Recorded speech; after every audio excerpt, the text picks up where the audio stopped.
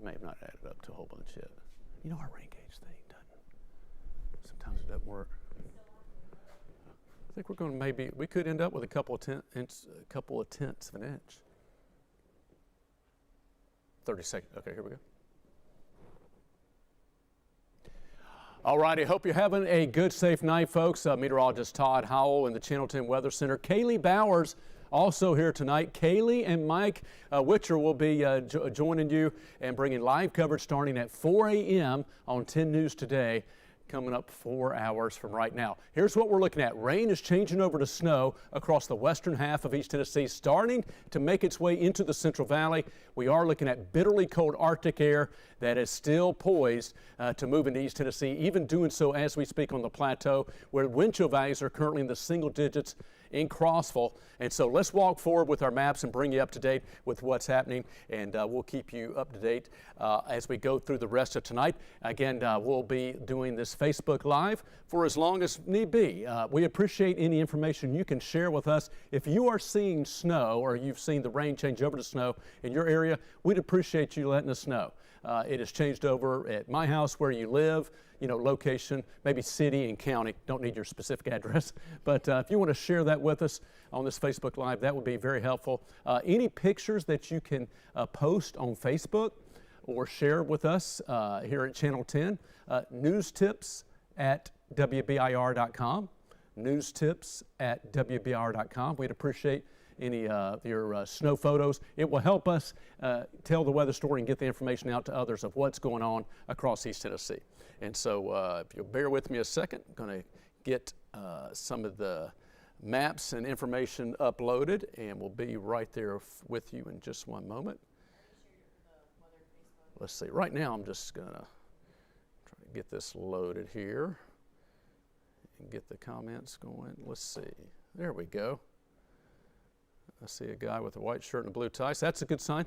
Okay, all right, let me make sure this is the current one, and if you'll chime in, let me know you're watching. I'm looking at the comments, and Sabrina, watching from Campbell County, hello to you, thank you. Okay, all righty, hello to you, Carrie. And waiting on the snow, watching. Snowing in Oneida. Thank you, Ash. Snowing in Oneida right now. Hello, Michael Turner up in Morristown. Michael in Morristown, y'all may get a little bit of an enhancement as this band moves through. Models are showing you may get maybe an inch or two, we'll see, in the Morristown area. Most areas of the valley, and as I'll go ahead and walk through the maps, you can see that behind me. We're 46 right now. Most areas of the valley, we're looking at a light coating, a dusting. I'm going to dusting to an inch because there could be some bands that are efficient and could get some higher amounts there. Rain in Oliver Springs right now, snowing in Wartburg. Thank you very much. And y'all can see these same comments. I'm just echoing that out. Raining in Dandridge, raining in Oliver Springs, sleeting and snow, sleet mixed with snow. Thank you, Shelley. And Hardin Valley in West Knox County. Well, that didn't take long, Kaylee. I mean, that's impressive. All right, let me continue to walk through the maps. Winds are going to continue to pick up. The Arctic front is in the process of moving through. One of the things we're going to be watching are some peak winds that could be in excess of 40 miles per hour. And one of our concerns is due to those strong wind gusts, we could see some potential for some isolated or sporadic power outages. Hopefully not. Notice also, again, sorry, that you're looking at this full screen. We have issued a Tim weather impact day for tonight into our Friday.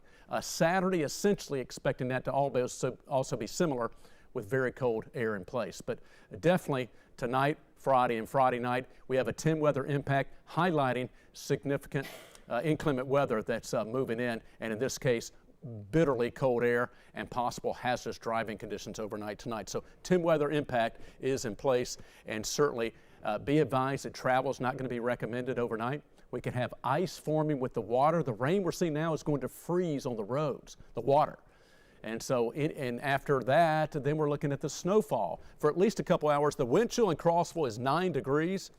And there's a look at Nashville. The air temperature's 13. Can you see the front just making its way, it looks like, into the Oliver Springs, Oak Ridge area right now. Snowing in Crossville, windy and hard rain at the end of Hardin Valley Road. Thank you, Beverly. Thank you, Andrea Griffin, for snow in Crossville report. Thank you, Kaylee Bowers, for all the, I'm just teasing, I see your comment. Thank you, Kaylee. We do appreciate Kaylee and Mike, who are going to be here early and keeping us all up to date. Rain in the Tellico Plains, Kayla Dalton, thank you. Rain in Gatlinburg. Yeah, everything's going to be swiftly moving eastward. And so let me continue to, as you can see on the maps, our wind chills will continue to drop. Folks, this is a dramatic temperature change. And due to that dramatic temperature change, that's also what's going to be changing our rain over to snow.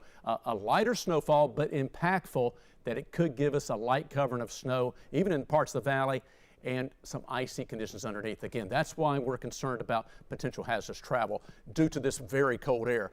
Look at the wind chill in Memphis right now, 14 degrees below zero. So here's the Arctic boundary, and again, it's basically continuing to move. This is what we showed at 11 p.m. This is almost an hour ago. That front's pretty much just to the northwest of Knoxville right now and making its way to the east. So here's a look at radar. It's been snowing in Nashville for the last several hours. Looks like that band of snow is tapering off a little bit, but it's not good. We're not looking at a long duration of snow, only about 2 to maybe 3 hours at most. So really between now and 2 a.m., maybe 3 a.m. eastern areas, so it's going to be a quick shot of snow coming in and out, okay? And so that's what we're looking at. Rainy on Sutherland Avenue. Christy says, is it so much rain that the brine on the roads won't help? Yep, there was a known calculated risk there, but it's okay. There was at one point a little bit of uncertainty about how much rain we may see, and if we didn't see a lot of rain, the brine could help some. Just depends on how much rain we saw. We've seen a decent amount of rain, so it may be diluted and somewhat ineffective, but they're going to retreat anyway. So, and it's in the middle of the night. Hopefully everybody's going to stay off the roads and be home and staying warm because temperatures also taking a nosedive. So all those factors, hopefully everybody will just be home and safe and let TDOT do the work to come back around and retreat. So yes, raining in Cosby, rain and windy in Greene County. Yeah, the eastern half of our region right here, still look at the rain. Matter of fact, look how that rain is picking up in intensity, and this is right along ahead of the Arctic front. And then now it's snowing, it looks like, just north of you at Oak Ridge. Rocky Top's got a transition, looks like Cove Lake and Jacksboro, La Follette, Campbell County. Let us know what you're seeing. Fincastle, McLeod Mountain, Jellicoe, up toward Middlesboro, Cumberland Gap, Harrogate, LMU. Looks like you've got some transitioning going on. And so that's what we're going to continue to see. Here's a look at Skywatch 10 radar as it will come up right there. Yeah, there you see. That's what we're looking at. That hard transition from some soaking rains to some decent snowfall rates. Again, didn't draw that real well, but from Campbell and Anderson County, moving into Union, Claiborne, parts of Anderson, and eventually into West Knox County. Von Orr, rain picking up. Thank you, Natalie. Rain in Rutledge. Thank you, Debbie. And let's see. Oh, that was, thank you, Kaylee, for replying. And I'll get to snowfall totals in just a moment. Go ahead and let this play out. Again, the lighter amounts in the valley, basically a dusting to an inch. Higher amounts will be on the Cumberland Plateau. 2 to 3 inches plus is what's anticipated. So we'll see if those amounts shake out, but seeing quick snowfall changeover already taking place in the plateau. And here's what we're looking at. Here we are at midnight. So this is the changeover, the transition zone that we're going to continue to see taking place right here as we work our way from midnight then to 1 a.m. But notice how quickly, again, it's not going to be lasting that long. It's a quick shot. So that's another factor that's going to give us limited snowfall amounts because of the shorter duration, but still impactful. If y'all will bear with me, let's see. This should be coming up in just a moment. Waiting for our model to update. I'm going to get a sip of water. Let's see if we can make that come up a little bit more. Model must have just been updated. We'll try to get that fixed for you. Kayla, I may have you take a look at that. That's the adjustable snowfall. And I think a model was just updating, and we'll get that fixed. Here's a look at our temperature profile. Again, here we are at midnight, and the temperatures in the teens and single digits from Nashville back to Memphis, and we're forecasting a low of 8 degrees tonight. So that's what we're looking at for a low tonight, single digits, bitterly cold air, and highs only in the teens coming up for your Friday. So that's certainly what we're looking at as we head into our Friday. There's a look at our winter weather alerts. We do have, again, a winter weather advisory that's going to be in place for all of East Tennessee pretty much tonight through early in the morning. And we have a winter storm warning for higher amounts of snow for Fentress and Cumberland counties. And by the way, speaking of which, back in Middle Tennessee, Dixon measured 1.4 inches of snow. There have been some pockets of small pockets of power outages. I haven't seen anything too widespread back in Middle Tennessee as the snow was making its way through. Let's see, this is other parts of Middle Tennessee where roads are slick, hazardous, snow covered. Again, that's kind of been the trend and what we're anticipating making its way here as well. Earlier, back about 30 minutes ago, snow was falling in Cumberland County with 30-mile-per-hour gusts. And so we'll get to those wind gusts in a moment. We have a wind chill warning in addition to the winter weather alerts for tonight. A wind chill warning is going to be in place throughout the day Friday and to Saturday afternoon for wind chills of 10 below to 20 degrees below zero.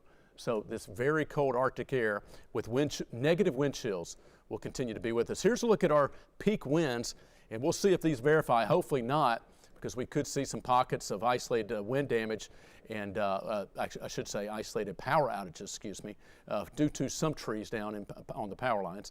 But a general windy and cold day is expected for the rest of our Friday coming up. So again, our power outage forecast, thankfully, and maybe this is perhaps updating here. I believe it's changed just a little bit there.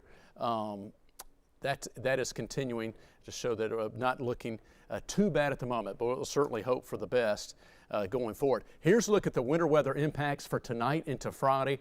Again, we are looking at icy roads possible.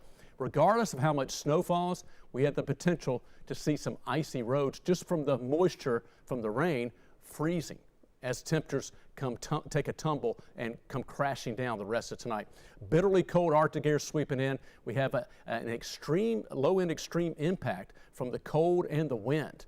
Some strong winds, below zero wind chills, and again, the hazardous travel, a high impact. So there's a look at those higher impacts that we're expecting as again this system continues to rotate in. Again, it's a fast-moving, very swift-moving Arctic cold front that's going to have a high impact with this temperature. So that is what we're looking at right now. Let me take you back to our radar.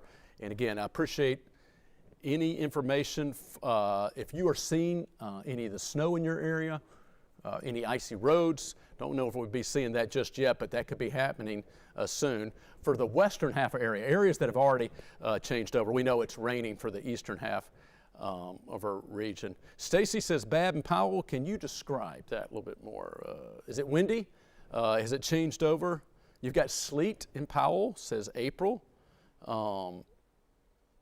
Okay, let's see, just rain in Cleveland. See the future cast? Yes, absolutely. Wind starting up in West Knoxville. Yeah, we do have the moderate to heavier rain right now. Let's see, how will the roads be tomorrow? Expecting some icy and slick roads in the morning early. TDOT's going to be out retreating the roads, and so they should gradually improve. Precipitation is going to taper off in a few hours. It's not going to last long. We'll have flurries that will linger. Okay, let's go ahead and pick it back up. Thank you, Kaylee, for answering those questions as well. Power out on Dogwood Road off 70. Off Highway 70, is that Loudoun County? Let's see. Power's out on Dogwood Road off 70. Have to be a little bit more specific. I know there's a Dogwood and Fountain City area as well, but that's not Highway 70. I'm assuming that's somewhere in Loudoun County or Roane County. Dogwood Road, if you could be more specific, we appreciate that. That's one of the things we're going to be tracking and monitoring is what type of power outages we get. Thank you, Kaylee. Snowing pretty good in Crossville. Hey, Ed, thank you for joining in. Heavy rain, strong wind in Englewood and McMinn County. Heavy rain in Powell and Rocky Top, wind and rain right now. Jennifer, in Rocky Top, you should be seeing that changeover. So it's one of those things you look out at what I call slush drops, or when the snowflake is partially melted, when that changes from rain to snow, you'll see them. They just look like little kamikaze slush drops. All of a sudden, you look out and it's snowing. You're probably in that transition phase shortly here. Rain and windy in Loudoun, and let's see, Beth Ann is coming in from Cumberland County. And we're near Clinton Highway. Clinton Highway, is that right? Okay, so let's get right to our, here's what's happening right now. And again, it's kind of what some of our high-res models, let me illustrate this right here, we're indicating that we still have some more moderate to heavier snow coming onto the plateau. Not as much across the southern western valley. And this is where some of our models are showing that there wouldn't be a lot coming off the plateau into the western valley specifically. And then it would kind of pick back up from Knoxville eastward, essentially. So for western valley areas, you know, that's what our high-res guidance has been showing, that there might be a little bit more of a minimum there. So we'll see how that plays out. Here's a look at our futurecast. Right now we're 1220. So again, there's a little bit more activity that's going on right now that the model's not seeing, but it's doing a decent job showing that transition is making its way in the valley. And between right now and 1 a.m., that's going to continue to swiftly move to the east. And so this particular model has it already moving east of Knoxville by 1 a.m., but showing some enhancement toward Morristown, Dandridge, Pigeon Forge, Newport areas. And it's showing a little bit more moderate snow picking back up, lighter snow kind of elsewhere, and it may be still flurrying. And it could still maybe do a little bit of a light coating. But most of the main precipitation is going to shut off after about 2 to 3 a.m. So we're only talking about a very short window here, but it could be impactful. The other thing to keep in mind, regardless of how much snow falls, is the moisture that's there is going to freeze on untreated roads. Okay, so that's the other thing that's going to be coming into play. And if y'all bear with me 1 second, I'm going to see if I can fix this one particular map real quick. See if we get our snowfall contour to come back up. It wasn't working. Our computer's doing a lot. Maybe it's updating some. Yeah, I'm not sure what's going on with that. Let's see. I'll try.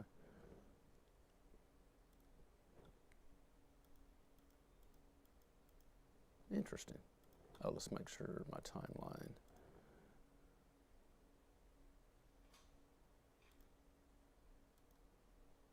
Oh, I know why. Start time.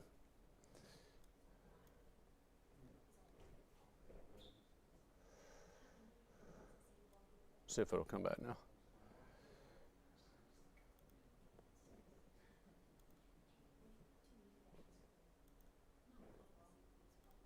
There we go. Okay. There we go. It's back. It was a start time I had it Thursday evening. It just need to be changed to Friday. All good.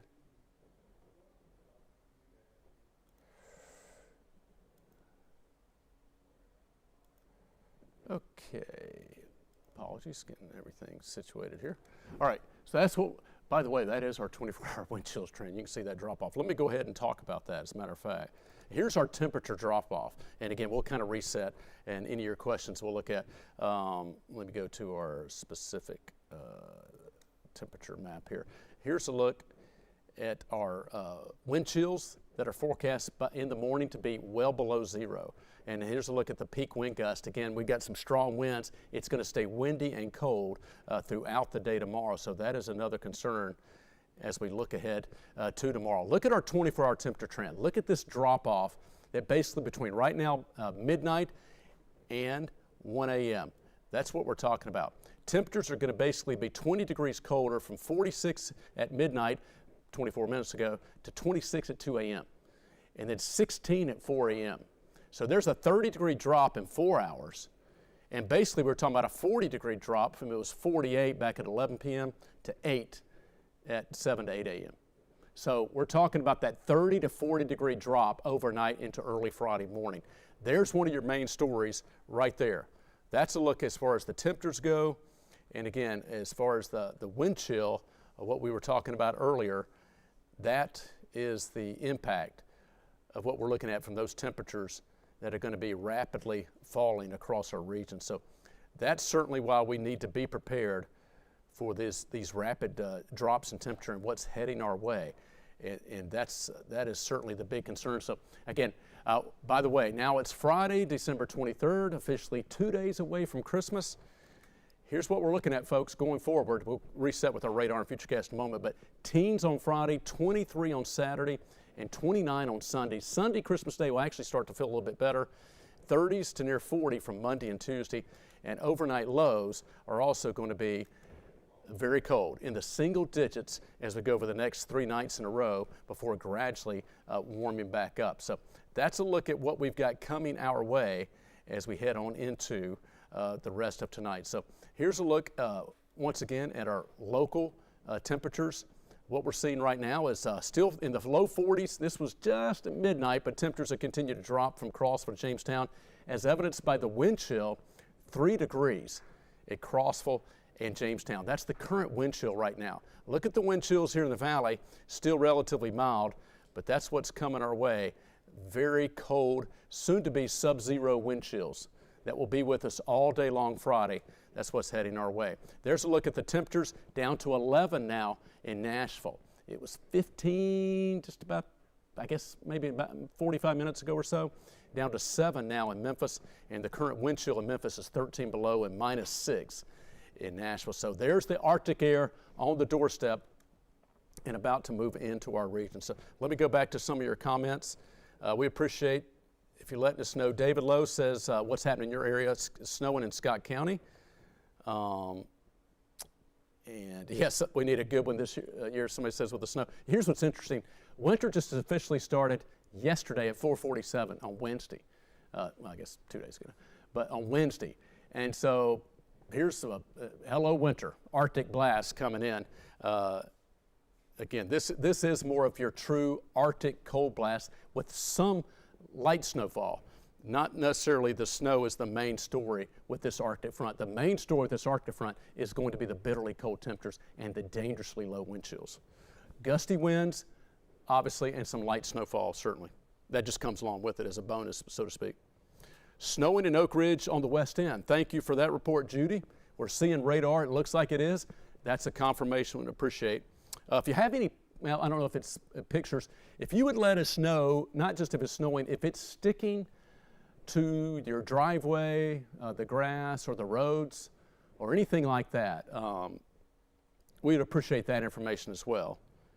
We feel like this is going to be a fast process. May take a little bit of time, but if you can let us know if the streets are still snowing, but streets are wet, snowing and starting to stick, light covering on the rooftop, any type of description, that would be very helpful. Thank you all very much. Also, hey, I am mic'd up now, Todd, so hopefully they Okay. can hear me. Sure. Can y'all hear Kaylee? Yeah, let me know if you guys can hear me. We're going to also be sending saying some of your guys' information from the feed. One thing, a lot of people are talking about the snow, the ice, and the rain. If you guys can send in pictures, videos safely, message me or Todd or the WBIR weather page on Facebook. We want to show those on air and online. Snowing hard in Lansing. Thank you, Lenora. Elaine, tell me something about Sevier County. Okay. Well, eastern areas, again, we'll go walk back through our radar and futurecast. Sevier County and eastern areas, your rain to snow changeover is probably coming by 1 a.m. Within the next 30 minutes or so, it's going to quickly, very quickly, be moving through the rest of East Tennessee, generally within the next 30 to 40 minutes. Between 12:30 and 1 a.m., maybe shortly thereafter. So accumulating snow is expected in Sevier County, and it could be on the order of 1 to 2 inches in some parts of that region. Further in the mountains, 1 to 3 inches is in the forecast. So here's what we're seeing right now. Actually, check out a radar update. Look at some of the cold air, and this is not surprising. This is very typical, actually, of what you see. Notice in the mountains, already starting to snow. Now, most of this is going to be above 3,000 feet because the actual Arctic front is back here. But guess what happens upstairs? It gets colder. So that cold air aloft is already outrunning what's going on the surface. And so that's why you're changing over snow over in the mountains. This is very typical, though. That usually happens, especially above 3,500 feet. So it's snowing pretty hard right now. Mount LeConte, Clingman's Dome, way up in the mountains, well above Gatlinburg. At the surface, we're seeing the snow here. And appreciate the reports. Let me take you to Skywatch 10 radar right now. And actually, I'm going to go back to that way. I think it's picking up some of the lighter snow a little bit better. So here's what we're seeing. As you can see, we've still got the rain from Knoxville to Maynardville to Tazewell, but we see that changeover. Where you see the pink That is a brief changeover. Some of you have mentioned sleet. Thought we may have maybe a brief changeover, not expecting a whole lot of that. Atmosphere is sufficiently cold enough, it should pretty much be all snow quickly once it changes over. Not going to last long. Again, this is a fast-moving system. Snow sticking on the back roads in Oneida. Thank you for that report. Wow. Cindy Jeffers says it's a blizzard here in Stearns, Kentucky, 20 minutes north of Oneida, really coming down. And I take, Cindy, what you're saying, it's in addition to the very cold air and the snow, it's blowing snow, sideways snow. Wind-driven snow taking place up in Stearns in McCreary County, Kentucky. Thank you, Cindy, for that report. Thanks for watching. Good night. All right, Cindy, y'all can see this report as well. You've got 2 to 3 inches in Stearns, all within 30 minutes. Wow. Can you send a photo? We knew we were going to have some decent snowfall rates on the plateau in Kentucky, but in 30 minutes?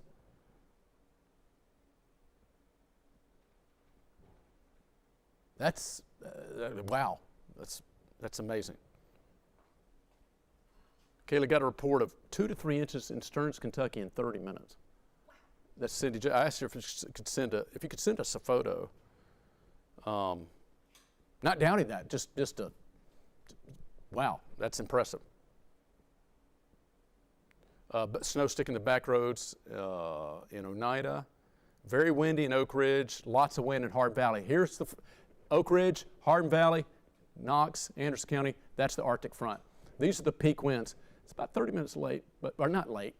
30 minutes, but a little bit later than what our guidance was showing. So the weather's always on time. It's just whether we or the models happen to get it right, right? The weather's going to do what it's going to do. Sure. Yeah, the winds are really increasing right along this front. That's what we're seeing right now. This is our model forecast. Actually, that is our model forecast. Let me show current winds, actually. Pull that in for you here.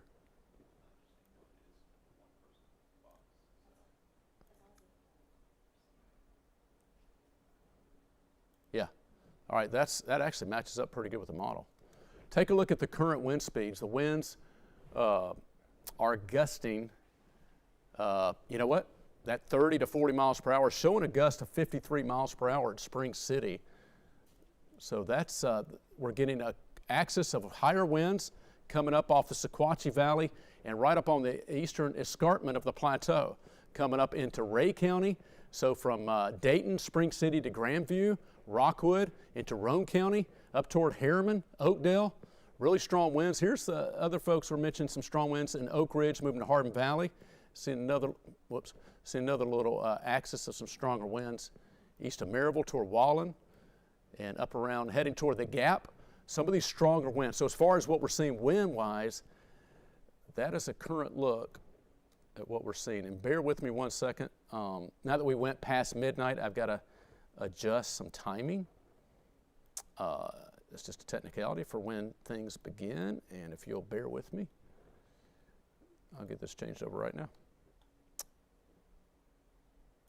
There we go. It's amazing how it works when you change it, get it right. So let me show this, and I'll have to walk forward and slow this down. Here's what, this is a model forecast. That's all it is, model forecast. See where it's yellow? That's indicating that we could have some pockets of sporadic and isolated pockets, if you will, of power outages.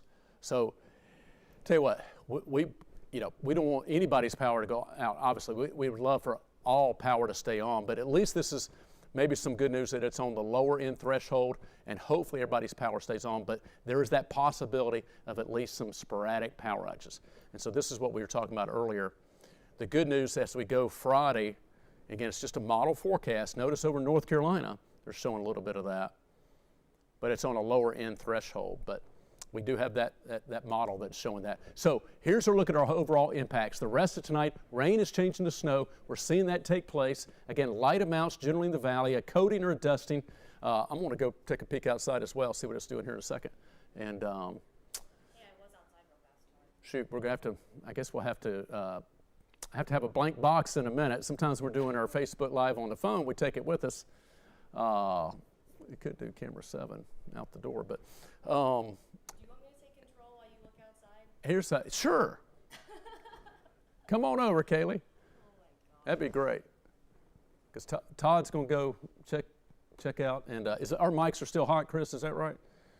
So, Should be getting mine changed over. We had some mic issues. Hopefully. okay. Are you on? You good? I'm on sports mic. If that helps. Okay. And let's see. I'm going to look on our. I know this is our Facebook Live. I'm going to try to check. Robin says, how long ago was that, Robin? Still rain in Oak Ridge. The wind is howling. I ran back into my house. Thank you, Robin. Robin, if you could run back, I'm just joking with you. If you could look back out, see if you got snow now. Yeah, both mics are hot. That's great. Yeah. All right. So, Kaylee, you come on in. All right. I'm going to, here, you want me to reset? No, we're good. We're good. We'll just Okay. take it from there. I mean, I'm going to let you. Maybe I'll take that. Y'all see that fly flying around? Might take that with me. Okay. Help yourself. There's current Cool. temperatures. Thank you. I'll be back in a moment. All right. I'm Folks, gonna- I'll let you know what I see. How about that, Kev? All right, I gotta pull up my box real fast because I am short. Also, I'm just now starting my day. Oh, does Todd want his other phone? Okay. All right, so Todd says we got wind, so let's take a look at their wind gusts. It's still rain, but things are whipping around out there, Kev. Cool. Is your mic still on too? Okay, just making sure. I don't want to have to double repeat it. All right. So let's look at our current wind gusts right now. Here in Knoxville, right around 30 miles an hour. But I mean, Spring City, look at that. 53, Rockwood at 27, Crossville at 35 miles an hour. Let's see. Where is that front?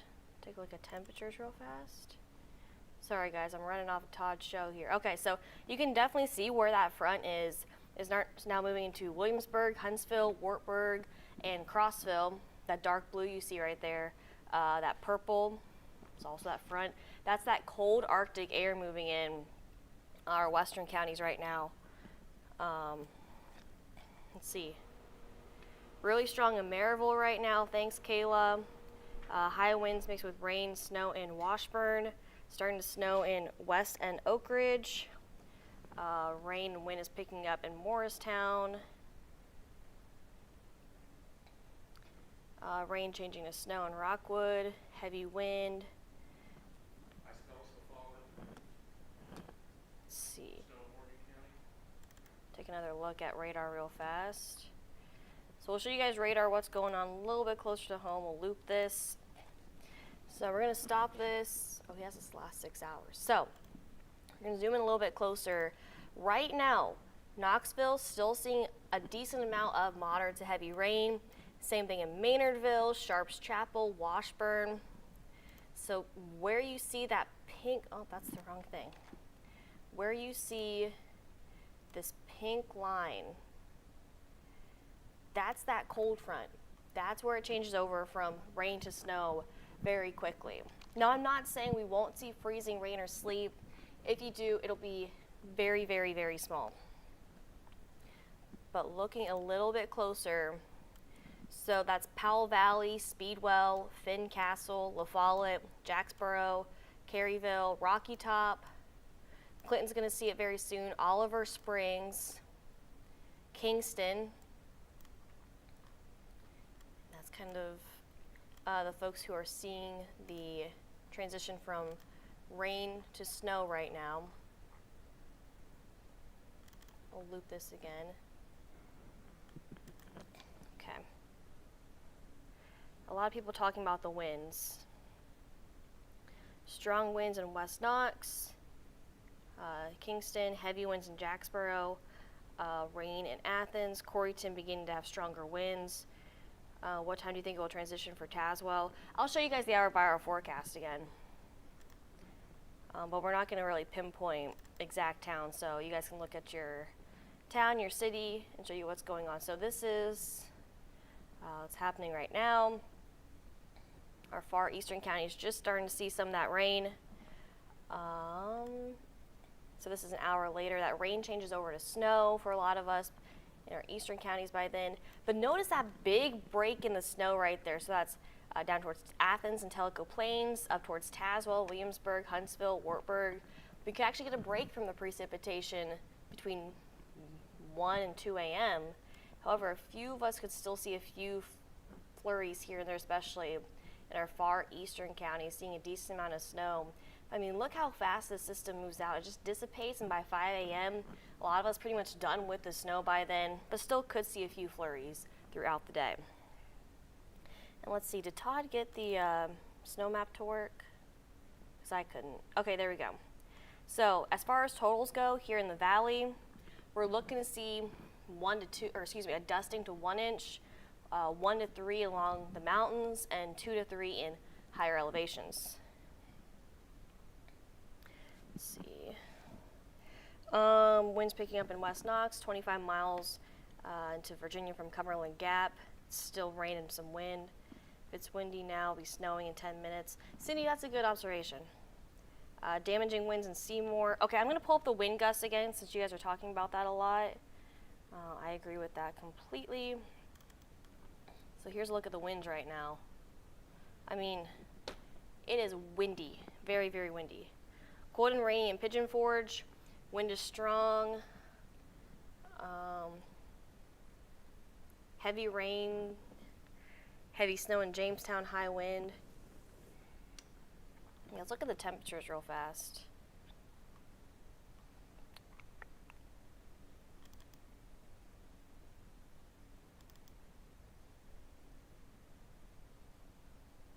So the temperatures still haven't really changed a whole lot, but they will. They will drop very quick, very quick. How strong are the winds supposed to get? We could see wind gusts at times, especially in those higher elevations, around 50 miles an hour, if not greater. Let's see if Todd has the wind hour by hour. Current winds.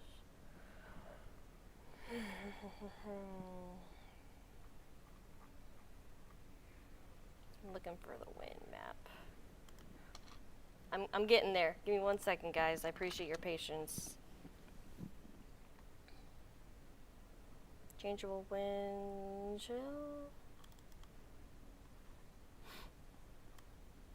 Okay, so this is a look at the winds for the next few hours. So we're seeing winds again right now between 30 and over 50 miles an hour, 1 p.m. or 1 a.m. I don't know what time of day it is anymore. Still very windy, 2 o'clock, 25 to 40 mile an hour winds, 3 a.m. So it's going to be a very windy evening, 4 a.m., 5 o'clock, so those of us waking up early tomorrow, still very windy. And remember, with these gusty winds and the already cold temperatures, it's going to be making our feels like temperatures feel even colder. We'll show you your feels like temperatures here in just a second. But looking at these winds, 7 a.m., 8 a.m., people heading out the door for work tomorrow morning, getting a kickstart on their holiday plans, 9 o'clock. I mean, this goes on 10, 11, noon, tomorrow afternoon. This is 3 p.m., 4, 5, still seeing about 20 to 25, 30 mile an hour gusts. 6, 7, 8, 9 o'clock, 20, 30 mile an hour gusts. So these gusty winds will be sticking around throughout. I mean, this is this time tomorrow, Saturday at midnight. Still very windy, not as windy as what we're seeing right now, but still very windy.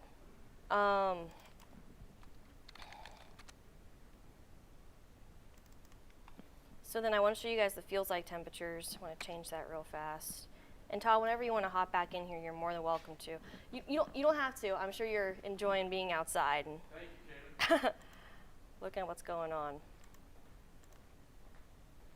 All right, so we'll do just the next 72 hours if it goes that far out. Give it a second, maybe the colors will actually pop on here. It takes a second. Right when that midnight hour hits, the computer kind of restarts and refreshes. Okay. Power flickered in Jacksboro. Okay, Cindy, thank you for sending some photos. Yes, send your photos and videos safely. You can message me, Todd, Mike, the WBIR Weather Facebook page. You can also email us. Because we want to show you guys what's going on air starting at 4 o'clock this morning. Raining in Sevierville. Trees are coming down in Oak Ridge. Oh, gosh. Yeah, that's another big concern. Down trees, down power lines could cause power outages. And the National Weather Service did a very good job talking about this yesterday, that with these down power lines and down trees and power outages, this could be very life-threatening, especially for those who don't have the resources and are not prepared for the extremely cold temperatures. And speaking of temperatures, let's just go ahead and show you guys what to expect. Oh, what is today? This isn't, what the? Today's Friday, isn't it? Oh. So we have this thing in our computer that says next 24 hours and last 24 hours. I hit the wrong button. So this is what we're seeing right now. Most of us still seeing temperatures in the 40s, some in the low 40s, mid 40s, upper 40s. Still feeling fairly seasonal, some feeling slightly cooler in the upper 30s and the low 40s. We're watching that shade of dark blue and purple. That's when that Arctic air moves in from that cold front. So by 2 a.m., those in Crossville, Jamestown, Huntsville, even Wartburg, temperatures really drastically changing from the 40s to the teens. So it's going to be a very dramatic changeover very quickly. You'll be able to tell. And at that point, we're seeing feels like temperatures around -1 in Jamestown, but feels like temperatures in Greenville all the way across the viewing area at 38 degrees. So it's a big difference. Here's 3 a.m. That cold air starts to move to more portions of our area.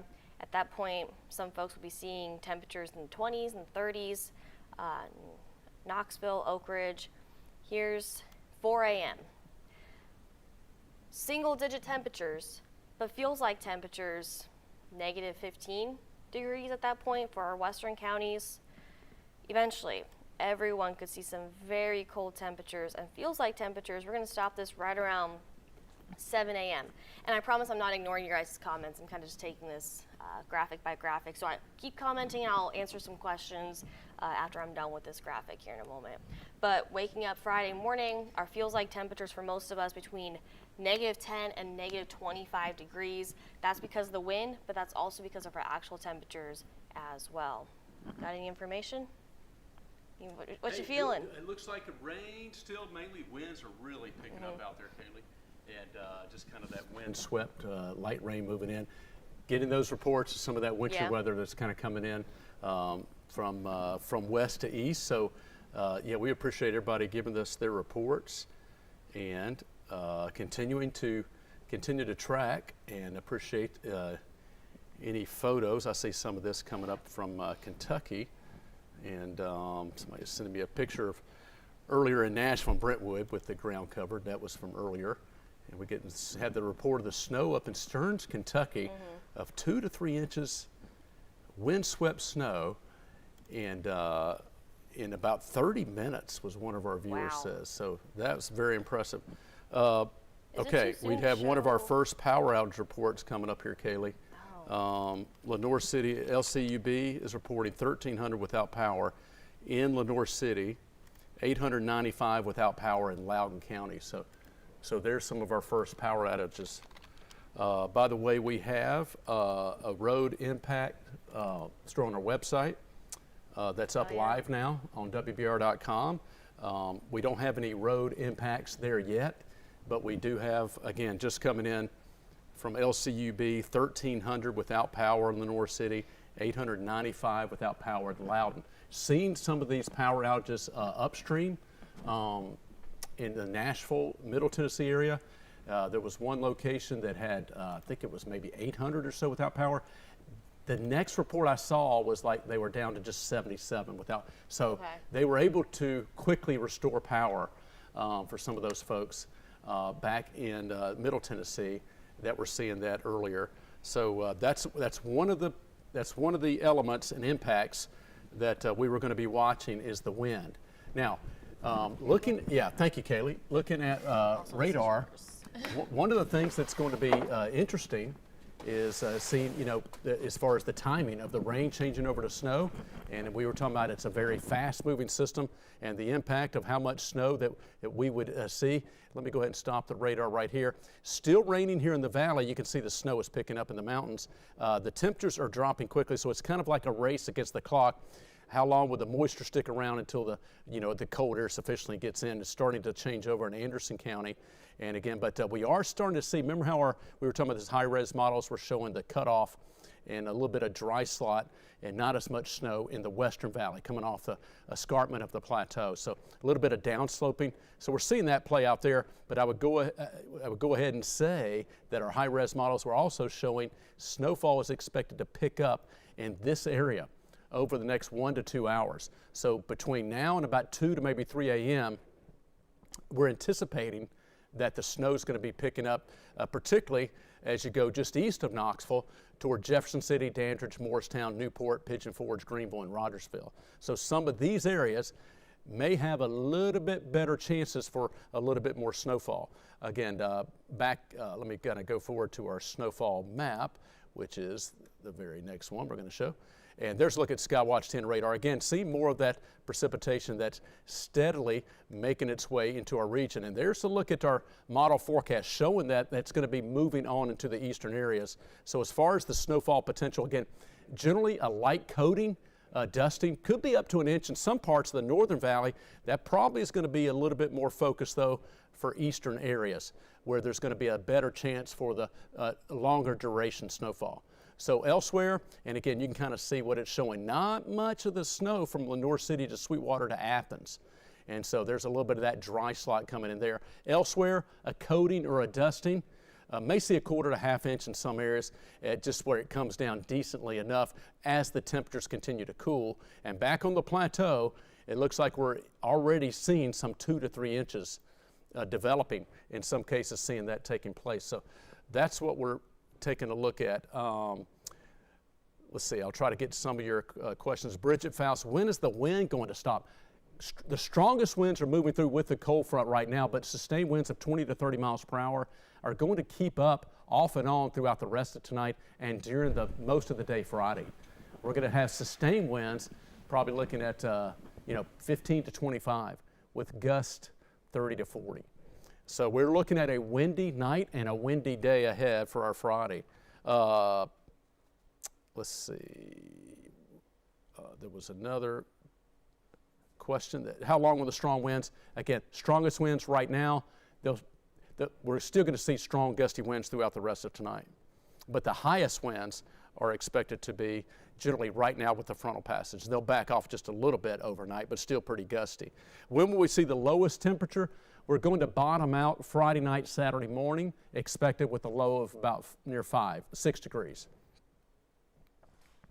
So Friday night, Saturday morning, we'll bottom out with the lowest temperature. We've got to drip the faucets, though, tonight and especially the next several nights. Crossville, not quite done with the snow. There's a little bit more light snow that's going to be moving through, but not too much more as it's quickly moving on through. Snowing in Spring City. Thank you, Rich. Merry Christmas to you. And let's see, temperature dropping fast in White Pine. Just strong gusty winds. Again, not anything severe in terms of the winds, just strong gusty winds. Oak Ridge without power. Oak Ridge? Yeah. Without power? Okay. Light snow in Oak Ridge, but there is cold. Just going back through. How much snow is predicted for Loudoun? Not a lot of snow, a very light dusting, maybe for Loudoun County down into Monroe County. Again, and parts of Roane County. High-res models are showing there would not be a lot of snow in those areas. A lot of high winds, gusts, and rain in Farragut. Yeah, that's some of those strong winds. Getting reports of some high winds and snow in Lake City and snowing hard and very windy in Oneida. Power's out in Pikeville, Tennessee. That's in Bledsoe County. Strong winds in Karnes. Yeah, so the highest impact from this strong cold front, as we back it up and look at our radar and our cold front, the highest impacts, the wind and the cold. The travel concerns is going to be twofold. Still a chance for a coating of snow on top of the concern though is all that moisture could freeze, and we're still looking at a flash freeze possible. We're getting ready to get an update on our 1 a.m. temperatures. Wow. Oh, that feels like, excuse me. I was about to say 35. 45 in Knoxville, 10 in Nashville. But our wind chill has dropped down to 35 in Knoxville. Let's see if that's the updated temperature. Excuse me.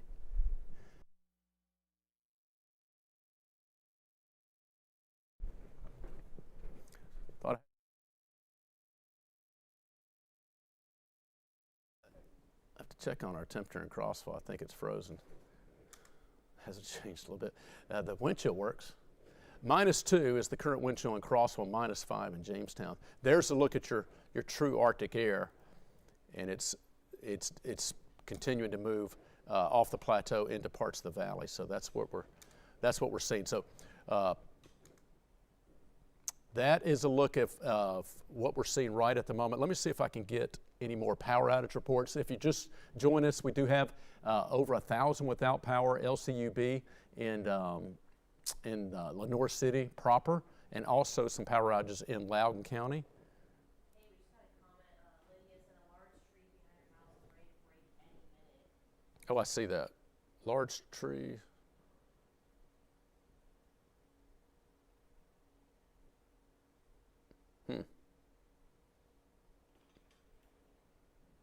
Okay, parts of Oak Ridge, not all of Oak Ridge is without power. Some do have power, just depends on where you are. Power is out in parts of Jacksboro. That's coming in. 23 now in Oneida. Thank you, Beth, for that report. Snow mixing with the rain in Powell. Yeah, we're starting to see that. Flurries in West Knox, Gallagher. Yeah. And it looks like what we're seeing in the big picture as we zoom on in, again, kind of that race against how much moisture.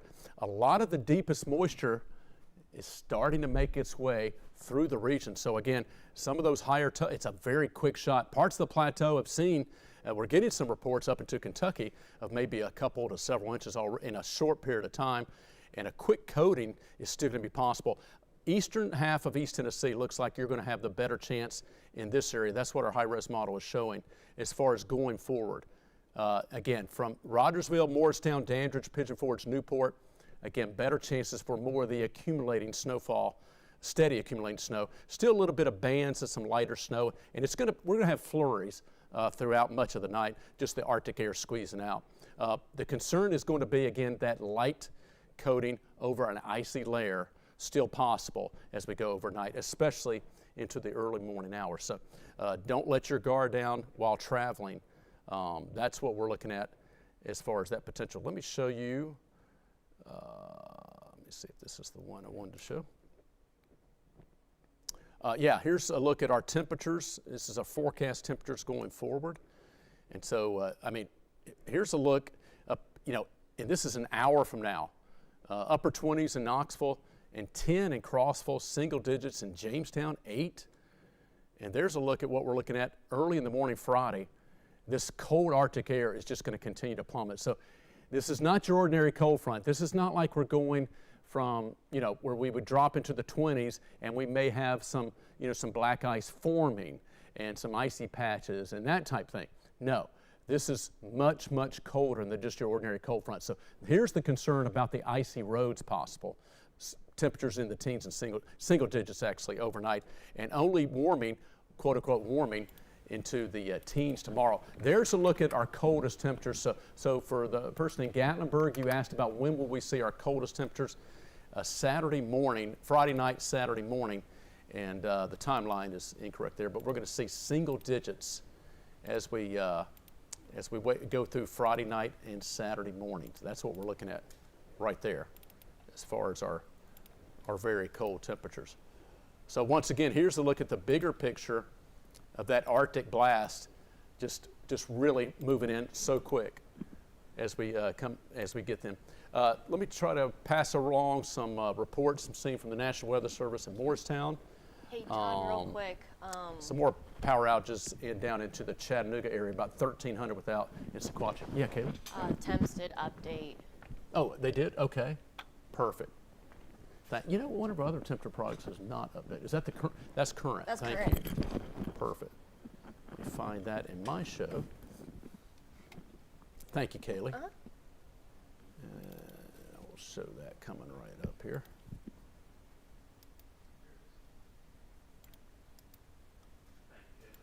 Okay, so here's what.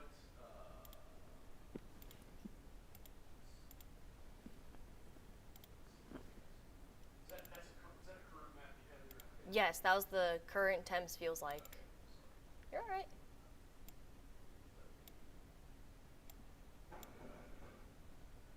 There's wind.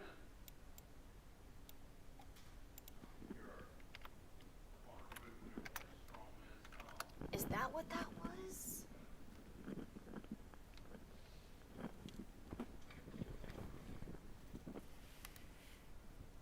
Scott County Airport earlier dropped from 43 to 27 in a 20-minute period of time. So, wow, that's impressive.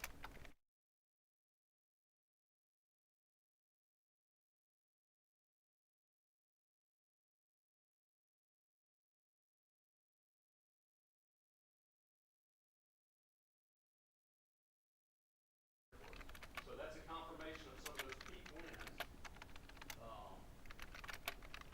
that we're seeing. Jeremy and the National Weather Service said temperatures just dropped significantly at Oak Ridge, Athens, and Madisonville.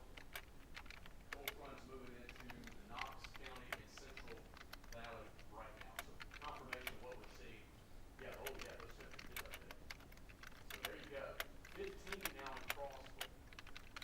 And 15 in Jamestown. So look at the current temperatures there. 18 in Huntsville, Oneida, 20 in Wartburg. So there's a look at those frigid temperatures.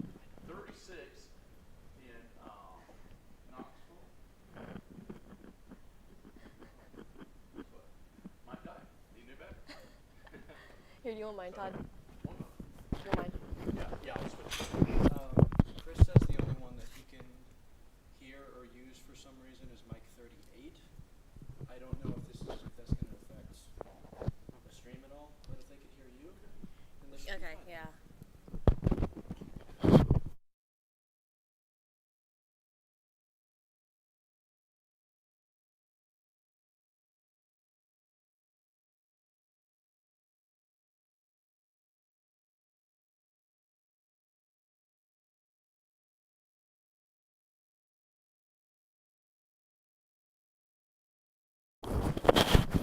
Scratch, scratch, scratch. Okay, we'll try that. How's that working? Hope everybody can hear me okay. And good morning to everyone. And welcome to the Arctic blast in East Tennessee where temperatures dropping dramatically. So as we were saying, you could not hear me, I guess. I just see me telestrating. I'll start over and do that again. These are current temperatures, 15 in Crossville and Jamestown. Hey, Daniel, thank you very much. Appreciate it. Let me know if I need to do an adjustment. Was talking about 18 in Huntsville, Oneida, and 20 in Wartburg, in Morgan County, and then now the temperature has just dropped to 36 in Knoxville here. So there's a look at the current wind chills. The wind chills are down to it's -4 in Crossville right now. So there's the -4, and there's the true Arctic cold front, if you will. I'll be able to illustrate that. Well, the front itself has certainly moved through East Tennessee, but kind of the true Arctic front is, we're looking back there. We're looking at TDOT camera. I don't know if that's an accident or if they're doing some brining. So we see a lot of flashing lights on the interstate. So TDOT will be out doing work and getting things treated on the road. So here comes the Arctic air that is continuing to move off the plateau and parts of the rest of East Tennessee. Very swiftly going to move in. And so here's a look. Yeah, I think what we got going on is our computer has so much data that it's having a hard time to update. So these are running behind. These are not updated right now. Yeah. Our local temperatures are, but some of those are not. So this was an earlier snapshot. Here's what we're seeing. Again, a lot of that main precipitation continuing to make its way through the heart of East Tennessee, and will be, and our high-risk model was kind of hinting at this, or showing it pretty good, that the enhancement was going to be moving from east of Knoxville into upper East Tennessee. Still looking at some lighter snow and some general light coating, light flurries still possible, and that's going to be the concern. And I'm kind of looking back upstream of the little bit of wraparound. You kind of see a little bit of some banding, wraparound going on back behind it. But what's going to basically take place is once the temperatures they're just above freezing now, once they get below freezing, you can have that icy layer, and anything that falls, flurries, light snow on top of that, is just going to be a thin coating on top of that. But still looking at hazardous roadways possible with travel across much of East Tennessee. Let's see, report earlier, about 30 minutes ago, a little bit of rain, sleet mix in downtown Knoxville, and that was earlier this evening. And that's seeing some of the power outages in Middle Tennessee. Checking up into Kentucky, I don't have any storm reports to pass along yet. Thank you everybody for your reports. Anita Barger, thank you in Tellico Plains. Your power was off, but now back on. That was very good. Melissa says, is the wind supposed to be bad? It's expected to be what we're seeing. You know, the models were showing these 40 to maybe 50 mile per hour gusts with the passage of the Arctic front. We had a peak gust in Knoxville, 41 in the last 20 to 30 minutes. So we're going to see these winds gusting 30 to 40 miles per hour the rest of tonight into the day Friday. Sustained winds are going to probably be on the order of 15 to 25, but the gusts are going to be that 30 to maybe 40 possible. So we're still looking at some gusty winds. That's the Arctic front. And this is what's going to be ushering in some of the coldest air that we've seen in 26 years in terms of the wind chill. Now we've seen colder temperatures by themselves before that, right? But in terms of wind chill, the last time we were going to have this cold of wind chill, the last time that we had this cold of wind chill, you got to go back to February 1996 when we were 17 below in Knoxville.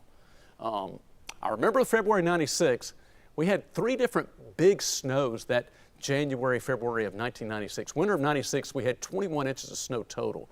One of those storms dropped, well, over 10 inches. And then we had a 6 and a 5. So we had 3 pretty big snows. And one of those, I remember our official temperature got down to 8 degrees below zero. Do you remember that? That was in February of 1996. That was the one we had 10 inches of snow, 10 and a half inches technically. I had a pipe bust at my house in Powell where our temperature was 15 below. And yeah, I had to dig the snow, find the manhole, cut the water off. That was not a pleasant experience. Keep the water dripping the next several nights, so hopefully we can avoid. Now that was some extreme cold, below zero temperatures. The issue this time around, single digit temperatures, not necessarily below zero temperatures, but single digit temperatures, but prolonged below freezing for about 4 days in a row. So as soon as we get below freezing, we're not expected to get back above freezing until maybe late Monday afternoon, more likely Tuesday. Power flash, just a minute. I know that's one of those, oh, come on, stay on. I'll try to go back and see where that report came out. Power is out in South Knoxville. Thank you, Vicki and Heather. Power flash, just a minute, behind the airport. It's probably a power line going down, Katie. Sandra says she remembers 1996. What can people do and where can they go if they're out of power for an extended period of time? That's a great question. There's not an easy answer for that. You know, one of the things I would recommend to do is anytime we have a system that could have power outages, always have flashlights and batteries. Make sure your phone and everything's charged up. Have plenty of blankets and warm clothes laid out. so that at least you can stay warm for the immediate night and coming day. And basically, it would have to be, trusted family and friends that do have power. It may have to be that type thing. It may have to be, hotels or somewhere that has heat, or a place where folks can go. In a short-term solution, just very short-term, outside, a car outside, not in an enclosed garage, but outside in the open air, just to get warm, can certainly in the car and turn the heat on, and obviously to try to get warm at least. That's another way to, it's a temporary fix. But again, never start a vehicle in an enclosed garage. Make sure everybody knows that. It's got to be out in the open air for plenty of ventilation. By the way, speaking of starting the car, though, and one way to keep warm if your power goes out, and wait until it comes back on, that's a temporary patch, if you will, kind of a Band-Aid approach, but it may be a good short-term solution if you need be. The other thing about starting car every so often the next couple of days is the cold air is really going to drain the batteries. May not be a bad idea to periodically start the vehicles and let them run a little bit. And if the cars aren't started for 2 or 3 days, it may not start. This type of cold will zap batteries, especially if those batteries are not real strong. And if they're on their last leg, so to speak, this type of Arctic blast will cause batteries to fail. Okay, let's see where I'm just going back through your questions. Very windy in Pigeon Forge.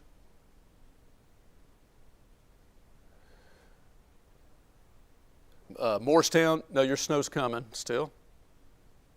It's rainy now, but it's going to change over shortly. Bright flashes of light in Powell area. That's not good. That's the winds. That's probably having some power lines go down. Just to be honest with you, that's typically what we're seeing. Now, power lines can sway if trees are, that's when your power flickers and comes back on. Hopefully they'll hold up. Be patient the best we can. Crews are very well aware of the potential for power outages. They're on standby, and they're getting reports like they always do. They know full well this was coming, so they're going to try to do the best they can. Just be patient, because keep in mind the conditions they're going to be out working in.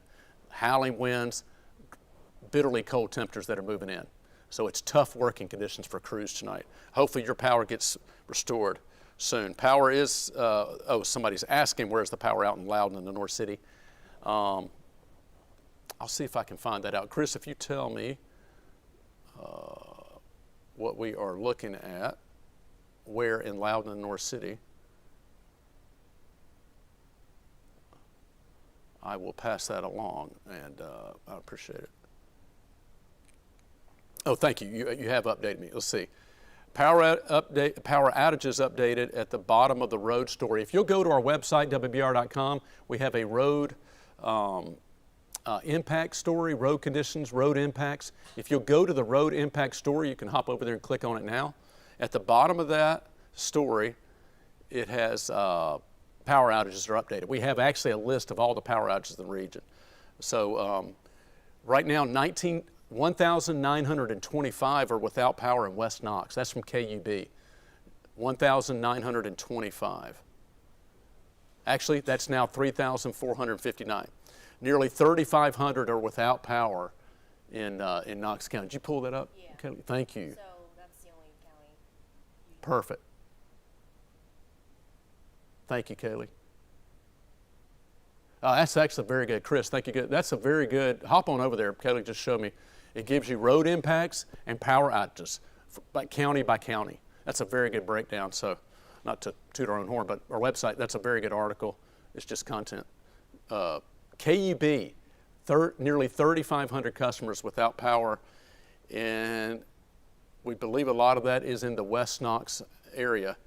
Cammie Bumpus just saying that the power is out in Louisville in Blount County. Thank you, Cammie, for that report. Got 2 phones, multitasking here. Again, passing along this information as quickly as we can get it to you. Power is out on the Roane County, Loudoun County line. I was thinking that's where that Dogwood Road, when it said Highway 70. Thank you, John Standridge, for that report. Again, power out in Louisville. Power just went out 5 minutes ago, Aaron Hill says, in Maryville. Power out in Maryville. If you don't mind, if you feel comfortable, the part of the city, particular part, east, south, northwest, whichever area you feel comfortable. Other people just want to know too, just for a comparison. Wind very strong in Strawberry Plains. Again, 30 to 40 mile per hour gusts are going to be continuing to impact our region. As we look at radar, we'll go take an updated look at temps here in a moment as well. Again, a lot of the main precipitation from Knoxville now east, it's starting to mix in Sevier County up to Maynardville. Sorry, pointing back to the board, and you're looking at it behind my shoulder. So Tazewell starting to see a mix, still see the rain. Again, not showing as much back to the west, but there is going to be a little band of some light snow and very light precipitation rotating back in. And we'll see. Our Skywatch 10 radar, it's not really picking up on much of the light stuff as we're showing there. Two different radar products showing that. Most of the main precipitation working its way now into the eastern half of our region. That's where our high-res model, it does show that enhancement. So it's kind of been hinting it pretty strongly at that throughout Thursday. It was kind of showing that it's going to be moving through pretty quickly. It did take a little bit longer to change over. I think probably about 45 minutes or so longer than what guidance was showing earlier. But now we are getting reports of some light snow in the Knoxville area. Power flickering right off of North Shore. Power's out West Knox and Walker Springs. Thank you for that report, Hamilton. Sorry to hear that. Thank you for the report. Anita said, we're getting about 2 hours of snow, but we've had a little rain, so we're going to have ice. Yeah, that's the concern, the water from the rain refreezing. Let's see, whoops, got the wrong thing there. Okay. When to start up, Morristown, Jefferson City, White Pine. Yes, you're going to see, go back to radar here. Your winds will continue to pick up. Let me show you what we're looking at with our current wind gust as well.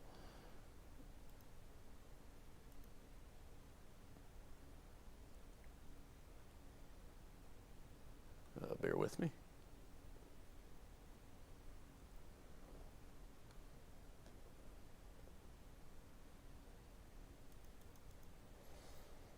There we go.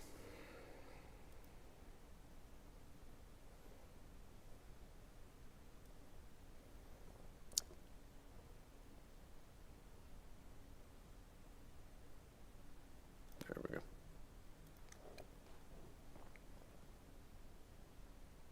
Yeah, Hamilton says, I hope everybody has shelter and the pets are warm. Yeah, this is some serious cold. You want to make sure everyone is taken care of. You don't want to be outside in this type of bitter, cold Arctic air that's coming. Again, that's no doubt about it. Among all the other variables, the icing, the snow, we got the strong winds, possible power outages. All that certainly is important to cover, but the very cold temperatures and the very dangerously low wind chills is the main part of this event. That's the biggest impact that we're going to see. We've got a low-end extreme impact for that possibility of seeing these bitterly cold temperatures. So let me show you that.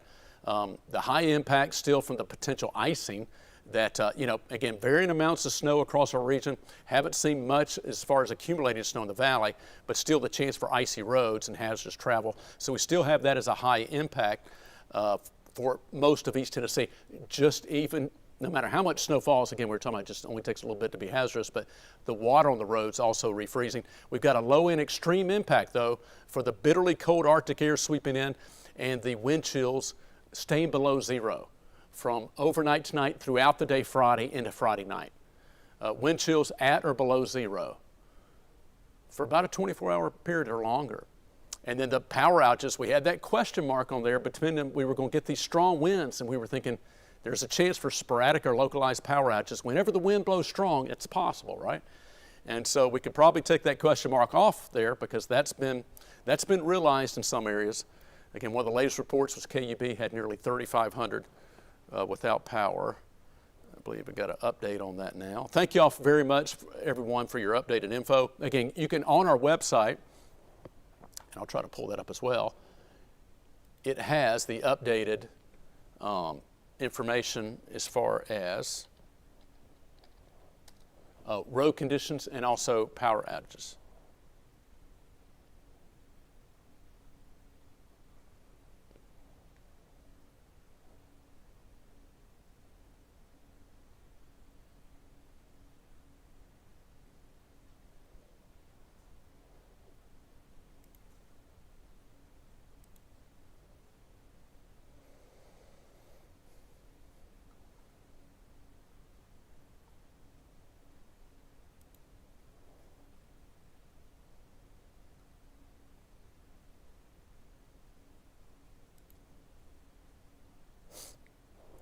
Be right there.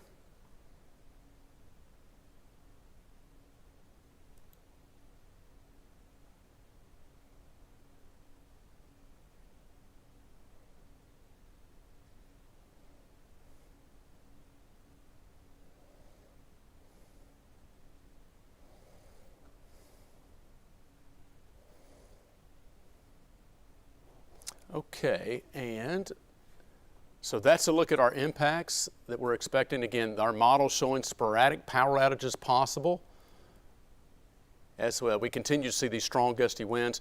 Thankfully, it just has some pockets of power outages possible and not anything overly widespread. There's a look at our wind chill values. Again, as we work our way basically from the rest of tonight, there's a look at how cold the wind chills are. So we're going from now, wind chills, you know, essentially in the 30s now, to negative wind chills all across East Tennessee. Let's see, this is at 7 a.m. Friday morning. I don't see a positive wind chill on here. Everybody's negative. So -7 in Knoxville, -21 degrees below zero in Crossville. That's why we have a wind chill warning that will remain in effect for the day Friday. Again, and one of the other reasons we're doing this extended Facebook Live, and Kaylee and Mike Witcher are going to be coming on at 4 a.m. The 10 News Today will start approximately 30 minutes early at 4 a.m. To bring extended coverage on this Arctic blast that's impacting much of East Tennessee. Again, it's multifaceted. Could still have these hazardous roads, some snow. It's going to taper off, but the icy road's still possible. Again, that's just one part of it. But as we mentioned, the biggest part is the temperatures and the dangerously cold air with the low wind chills. And the sustained cold, pipe busting cold, we'll have to make sure we drip the faucets the next several nights and open up the outer cabinet doors as well. And I tell you, there's one other thing. I don't know if you want to do this. For those watching, I didn't do it on my car either, but guess what? Those windshield wipers, yep, they need to be saluting, so to speak, to attention. It's always good to put those up. I apologize. I probably should have mentioned that earlier, but if you're near your vehicle and you want to do that, I mean, you'll see how cold it is outside. That's probably a good idea before it gets really, really cold, because those are going to freeze onto the windshield. So all these things to take into account. We have crashing temperatures, right? So windshield wipers, wipers up. Let's see, Cynthia Thompson says the ground is covered white, wind blowing hard, and it's cold.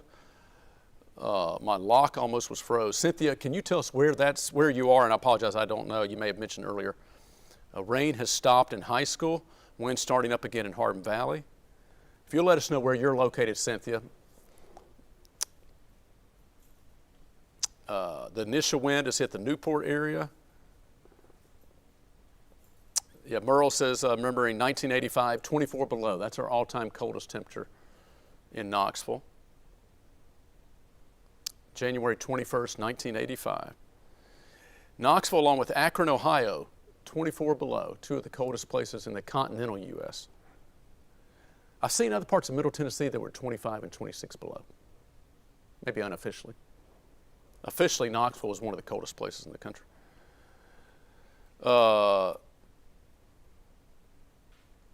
Oh, thank you, Huntsville, Tennessee. So in Scott County, everything's covered, wind blowing hard. Do you have power, Cynthia? I hope you do. I'm curious, in parts of Scott County and Huntsville tonight, if you've got power. Strong winds are moving into eastern areas. You're getting the peak winds now that the rest of us were seeing. Again, we do have the winter weather alert and winter storm warning for the plateau, just to keep everybody advised of that. And that's the temperature crash. Again, models updating now with the precipitation expected to move on into the eastern areas, just that very light accumulation possible, a light coating at best possible for most of the valley areas. The better accumulation chances is going to be the eastern areas going forward between now and probably 2 to 3 a.m. maybe. Not going to, again, very fast in and fast out, so very fast moving system. That was an earlier plot of the cold front. Here's a look at the current wind gust. So again, we are seeing, and this is one of the, this is probably so far been one of the more impactful things that we've seen. And one of the elements we were highlighting as far as the impacts, but has been the strong winds. Again, strong wind gust, Spring City, Rockwood, Oak Ridge, La Follette, up around Tazewell, north of Maynardville. And now you're starting to see some gusts. We got 36 in Pigeon Forge, 44 in Dandridge, 43 in Morristown, 43 in Morristown. So these are some areas that we're seeing some of these peak wind gusts. Wow, I have to check that. It's got a 49. One moment, let me see if we can verify that. That's impressive. I had a 41 mile per hour confirmed gust earlier. Yeah, that's at the airport. It just occurred, well, actually it was 25 minutes ago. At 1:04 a.m., a peak wind gust of 49 miles per hour at Knoxville. So basically near 50. Yeah, that's what we've seen in the last 25 minutes. So that was at the 1 a.m. time. These are observations that officially at 1 a.m. Let me clear off some of that. So here's what we're seeing across much of the region right now. Again, one of the higher impacts, because these strong winds, 30 to 40, near 50 mile per hour gust, as that Arctic front blew through, that's one of the main impacts, the strong winds leading to some of these power outages. Hey, Kaylee, Yes. on our website, specifically, where did you go for that story? For the power outages, Yes. at wbir.com, Yep. and then Once we get to the, yeah. winter weather bringing frigid temps to East Tennessee. Okay. Hey, Chris. Sorry, just a little in-house thing. If we can retitle that to road conditions and power outages, that'd be awesome. Just a little. That's my 2 cents. It'll help people find it. Road conditions, power outage. Click here. Perfect. And maybe bump that up a few stories there. Okay. Yeah, thank you, Kaylee, very much. Appreciate that. Thank you. All right, so I'm going to go through here, and you can click over here as well. I'm seeing don't have any updated road impacts from any counties coming in right at the moment, which is obviously that's good news. Now keep in mind, as temperatures get colder and colder, that's when we'll have more icy roads being reported. So it's just a matter of time on that. Knox County, both trees and power lines down in Knox County around 1:15. So that's just less than 15 minutes ago. Here's a list of affected roads. Again, you can see this as well, but I'm going to read it off to you. Smith Lane, Jolly Lane, Pellissippi Parkway at Hardin Valley and Solway. Lines down, we're at World's Fair Park Drive. The intersection of Murphy and Maryland. Marine Park, Alcoa Highway. So down Alcoa Highway at Marine Park, we got some power lines down. Mile marker 3 on I-275 South. Is that Baxter? I believe high school's 5. Don't hold me to that. I-275 South, mile marker 3. I think that's past Woodland and Baxter. Or is that Elm? Okay, right in that area. Amherst Lane, also power lines down, trees and power lines down at those road locations, those areas in Knox County. So again, Amherst, Marine Park, Alcoa Highway, Murphy and Maryland, World's Fair Park, Hardin Valley, Solway area, off Pellissippi, Jolly Lane, and Smith Lane.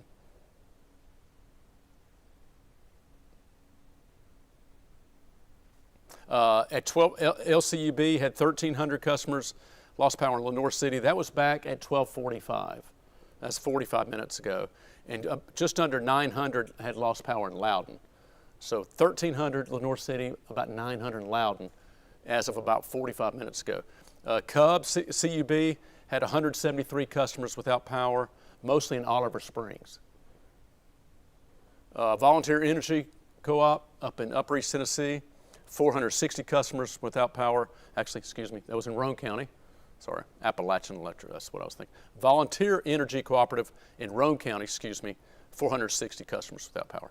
And KUB, 4,489 customers without power at 110. So that's 20 minutes ago, that's updated. Just under 4,500 customers now without power from KUB.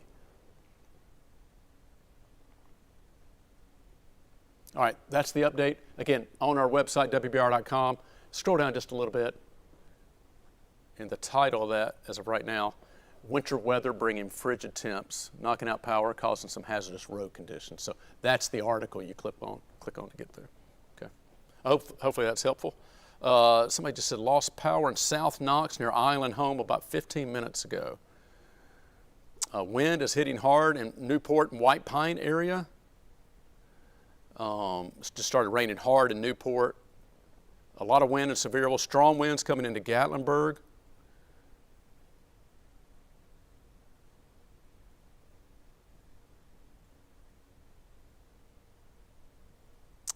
Okay.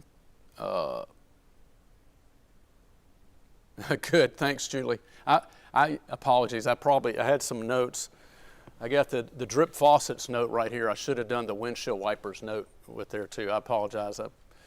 People are probably like, thanks, I'm in bed right now. I don't want to go out and do that. Yeah. Talk about pets. Yeah, and remember to bring pets inside, certainly.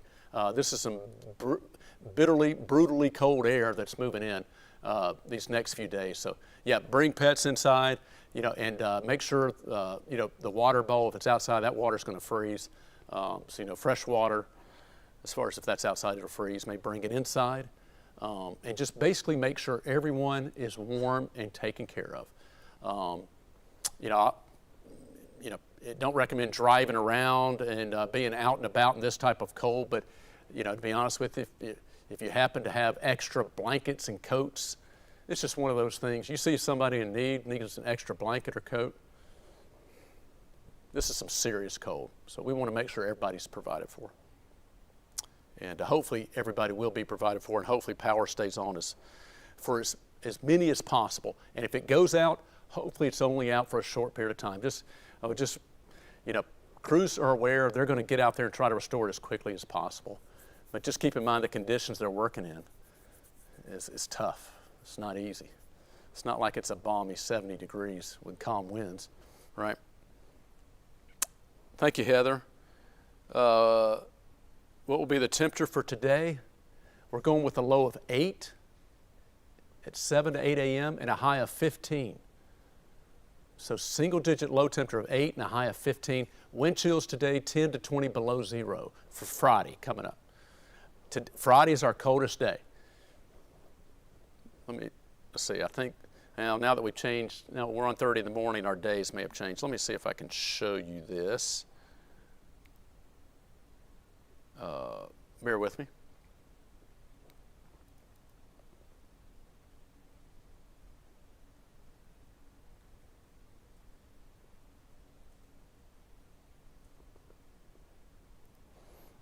Let's see, the days may have changed on me already. No, they didn't. Hallelujah. Here you go. I wanted to show you this. This pretty much tells the story. We're going, for lack of a better word, we're going from the basement, then we're going to go upstairs to the first floor, but by Tuesday we get to go upstairs to the attic. No, I'm just kidding. We're going from the cellar in terms of temperatures, slowly climbing up, and we're getting warmer. So this is the high temperature trend. Friday 15, Saturday 23, that would set a new record low high temperature. That would set a record for the coldest high temperature for that date. 24 set back in 1989 was the previous coldest high. So don't think we're going to be hitting record lows. We'd have to really get down closer to zero or below. We'll keep an eye on that. Some of the record lows may be safe, but that's what we're looking at. That's our high temperature trend. So again, above freezing, close to it on Monday, but above freezing by Tuesday. And then next Wednesday, Thursday, and Friday, before we go to New Year's Eve, beforehand, it looks like we're going to be very much warmer in the 50s. I was going to say very warm. Yeah, much warmer in the 50s later next week. So hang in there. We're the coldest on Friday, very cold still Saturday, but Christmas Day is going to feel better with sunshine, calmer winds, Christmas. That's good news. We're kind of getting out of it, coming out Christmas Day, and next week's warmer. There's your overnight lows. As we were teasing, we got all the local stations covered, 8, 6, and then 10, Chris, this morning. Is there 10 or 21 anywhere? All right, so that's what we're looking at. Actually, there is 10 News 2. Side note. So here's what we're looking at going forward. That, yeah, 60 plus, that's a great point. Somebody just pointed that out, yeah. As far as your low temperatures to, yeah, basically the high temperatures, some 50 to 60 degree warm up.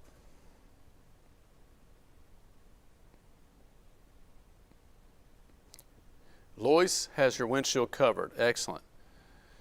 Just lost power, Cynthia. Oh, you're in Hunt. So Huntsville, with your wind, you got your snow. You know what's going on too is you probably got iced over. You got the tree limbs are iced over. That's what's going on with the heavier snow up in Scott County. That's another issue. The snow itself is not overly heavy snow, but because we had the rain and that coated everything, then that iced over and froze. Then you got the snow on top of that. That's what's going on the plateau. That's a really tough break. And heads up on the plateau, we may see more power outages because of that. With these strong winds, you got the heaviest snow. You got some 1 to 3, 2 to 3 inches. That's what I've seen so far. And so you had the rain, tree limbs and power lines that froze, then the heavier snow on top of that. It was quick, but impactful. And with the strong winds, that's enough that's what's going on up on the plateau. Very light snow and loud. And yeah, we're just a little bit of light bands coming through. Actually shows that a little bit more coming up from the north side and loud. Now again, yeah, it's, it may even be even lighter in the valley than what it looked like it could have been. All depend on how long that was going to stick around. But the main band still moving east. But the key here is it only takes a little coating of snow on top of that moisture that's soon to be icy, it looks like. So that's the heads up part. We could have a thin coating and the icy slick road. So in terms of the travel impacts, keep that in mind. Just lost power in the paper mill area, says Lisa. Okay, thank you, Vicki. KUB said South Knoxville time for power to be back on is about 3:30 in the morning. So that's good that KUB is giving an update. Oh, here's another good thing. I think this article, yeah, it automatically updates and refreshes. That's good news. The road conditions, power outages article on our website, wbr.com, it looks like it'll automatically refresh. So I am also checking in on the power outages. I don't see any updates from earlier, so, but we'll continue to check on that. But thank you everyone for your reports. And again, here's your rain to accumulating snowfall. Looks like it's coming down pretty good in Gatlinburg, Pittman Center, and also we are looking at that banding of some lighter snow across the it's light snow and flurries, but across parts of the Southern Valley. Something else that you might want to mention is Yes, Kayla. travel for this weekend, having safety kit in your car. Yes, Kaylee just made a great point. If you are having to travel this Christmas holiday weekend, whether it be this Friday, again, if you have to be out, I understand, but just be prepared for the winter cold. You got to dress multiple warm layers. Have a travel safety kit in your car, and that's going to include, batteries, flashlight, jumper cables, jump your car off, the battery dies, warm blankets, warm clothes, cat litter, some salt, some sand in case, icy roads and stuff, but make sure and have some food and water in case if you're out and about and you get stranded or your car's not able to start, you got to first of all have a lot of warm blankets and warm clothes, okay? And then have extra charger cables, batteries, for phones, etc., or chargers, whatever you need to do to have that charged up.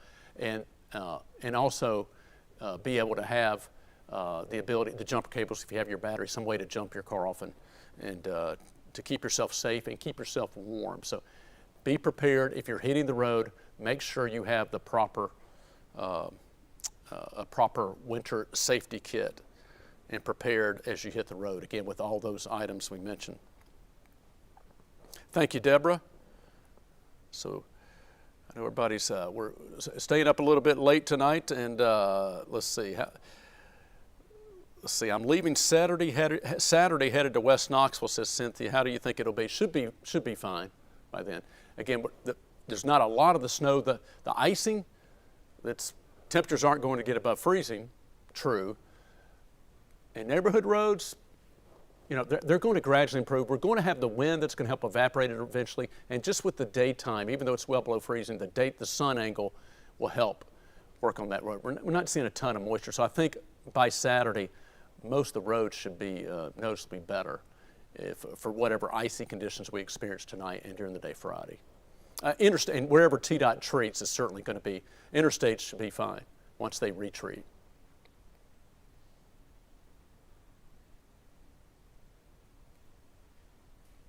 So a lot of you are getting that strong, windy conditions with the rain and change over snow now in the Dandridge, Morristown, and eastern parts of the region. You're welcome, Merle. 4 p.m. tomorrow. Again, a lot of this is going to come down to your neighborhood, if they got any icing conditions left over. Watch out when you go outside your driveway and your sidewalk. If it, obviously, you know this, but if it looks a little wet, or sometimes it's hard to tell though. You could have a very, very thin, again, we're not seeing a whole lot of the snowfall on top, but that moisture could be a very thin layer of icy. So always test it. Take your foot, drag across, but be careful on the sidewalks, the driveways, and your steps as you make your way out the house at any point in time tomorrow. Make sure it's not icy before you even get into your car. Make sure it's the sidewalk, the steps, porch, your driveway is not icy. Get in your car. Gail says, I think the snow missed us in Maryville. You know, a lot of the main bands are just to your south and east from Maryville and down toward Townsend over to Gatlinburg. Looks like maybe around Wares Valley. So, yeah, the higher accumulating snowfall is quickly moving off to the east. Much light snow and flurries are probably going to move back in from Louisville, Friendsville to Maryville shortly. And that's what's going to do maybe a little bit of a light coating, very thin. But, you know, and again, kind of the nature of this system was not going to be a lot of snowfall. It's going to have a chance to give us a light coating. So it may not have done even as much as that so far, but most of this system is just going to be a quick shot of light snow in and out very fast, and then with the rapidly falling temperatures in the Arctic air was going to be the main concern, but still have a chance for the icing. Again, that's going to be the issue going forward. So with that, let me reset and see what we've got going from Market Square. What is that on the ice? I'm just guessing that's leaves. I think that's leaves that the wind's been so strong. I think those are leaves that have been blown from somewhere. I guess I thought most of the leaves have dropped most of the trees have dropped their leaves, but I believe there's some nearby trees. I believe those are leaves just going by on the ice there. 36 at the airport. Feels like 24. Winds are west at 25. These temperatures at 2 o'clock is the next update for these temperatures. -7 now is the wind chill. That gets updated more frequently.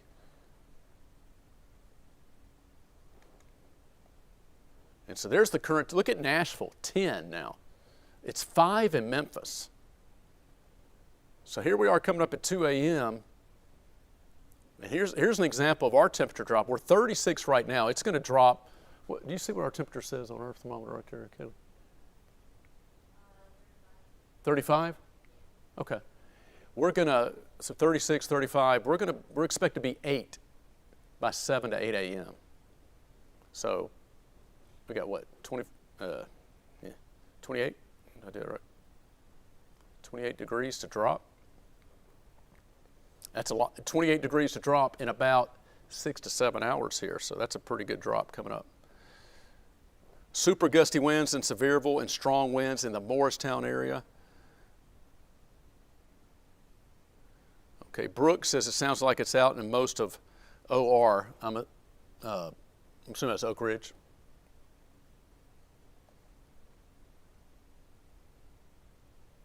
Justin, that's hilarious.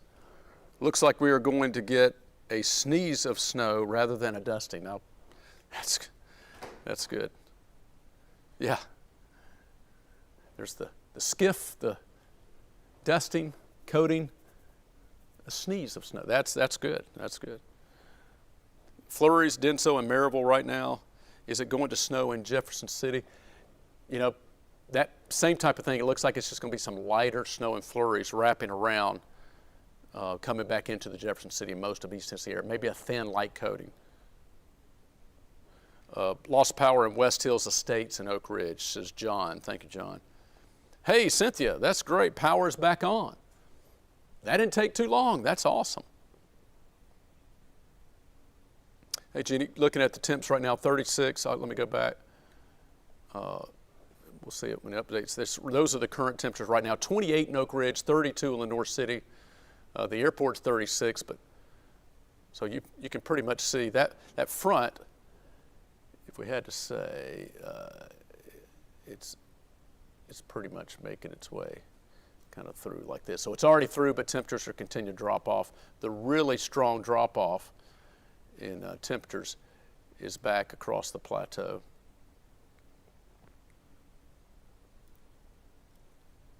Where you got temperatures again in the teens. Jamestown, Huntsville, and Crossville, with your wind chills now below zero at both Jamestown and Crossville. Lights flickered in Claiborne County. Yeah. Bless you. Dandridge, again, maybe a little bit of that light wraparound snow. Actually, our models were hinting that it was going to be enhanced there. So let me go let's go back and take a look at radar.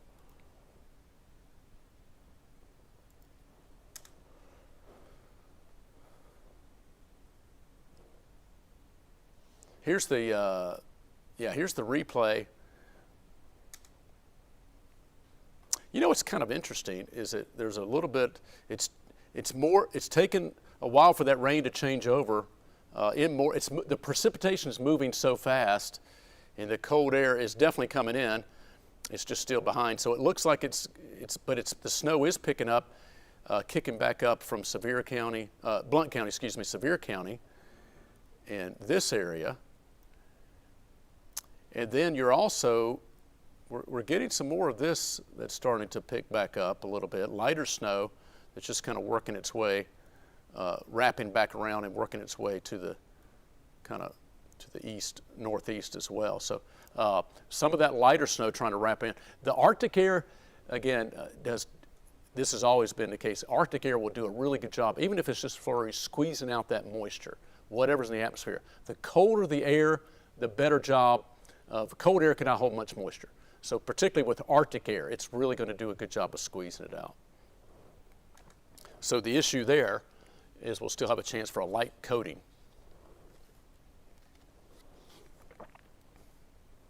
That's day-old coffee. It's cool. It's okay. Side note. Hope you're enjoying maybe some warm coffee if you're up early. I'll look forward to my cup coming up a little bit later on this Friday. Okay, so again, recapping just the general radar replay of what we're seeing. This Arctic blast continues to move in. Let me go back and take a look at our wide regional temperatures as they'll be updating here momentarily. Oh, that's not our regional temperature, that's our local temperature, excuse me.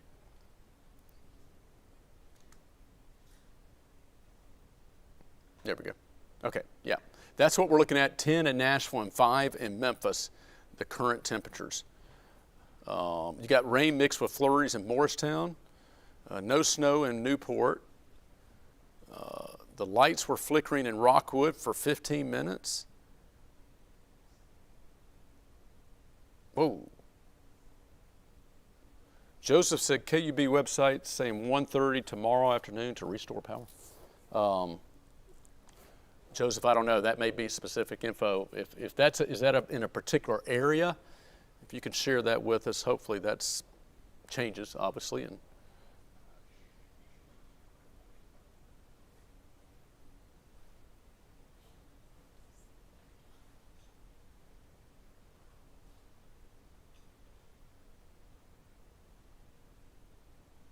okay, Ashley said it's starting to snow a little bit in Morristown. Rhonda Stout, I don't know where you are, Rhonda, but it said snowing here, the wind is blowing really hard, electricity is out at 12:30. And I apologize, Rhonda, you may have mentioned where you were earlier. Okay, I think we're almost caught up. Again, for the latest road conditions and power outages, our website, WBR.com. I'm on it right now. You can go to our website. It talks about the winter weather, the frigid temps, and the road conditions and power outages. You can go on there, and it will keep you updated. The good news, I don't see any impacted roads for the counties that are listed. I don't see any update from what we gave earlier. And the report earlier in Knox County, let's see if I can go back up.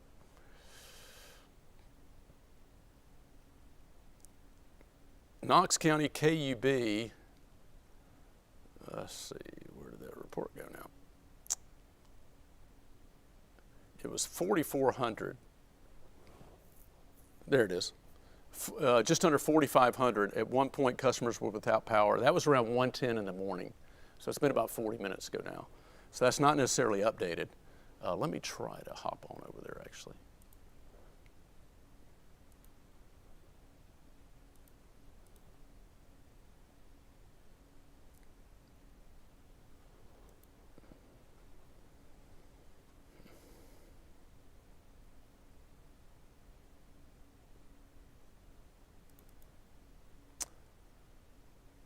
Here we go.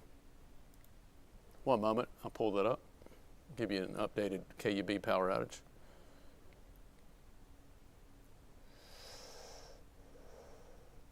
Okay, in general, this is total, 5,900 customers without power KUB. The places I'm looking are, let's see, Level Heights is, looks like north of Echo Valley, Kingston Hills, Middlebrook Acres, not specifically in your area. It looks like it's actually right along the interstate. Westavia Woods area, West Haven, Holston Hills, Burlington area, east side of Knoxville, and I believe that's down off the Marine Base, off Alcoa Highway, Airport Road, another report there. Yeah, and actually some of those descriptions match up with what we had reported. Amherst Lane in Knox County, mile marker 3, I-275 South. Marine Park, Alcoa Highway, power out. World's Fair Park Drive, intersection of Murphy and Maryland, power reported out. On Pellissippi Parkway, at Hardin Valley and Solway Road, power outages reported there. And then Smith Lane and Jolly Lane, KUB reporting some power outages. So those are the specifics I have, and that was as of 1:15, about 30, almost 40 minutes ago now.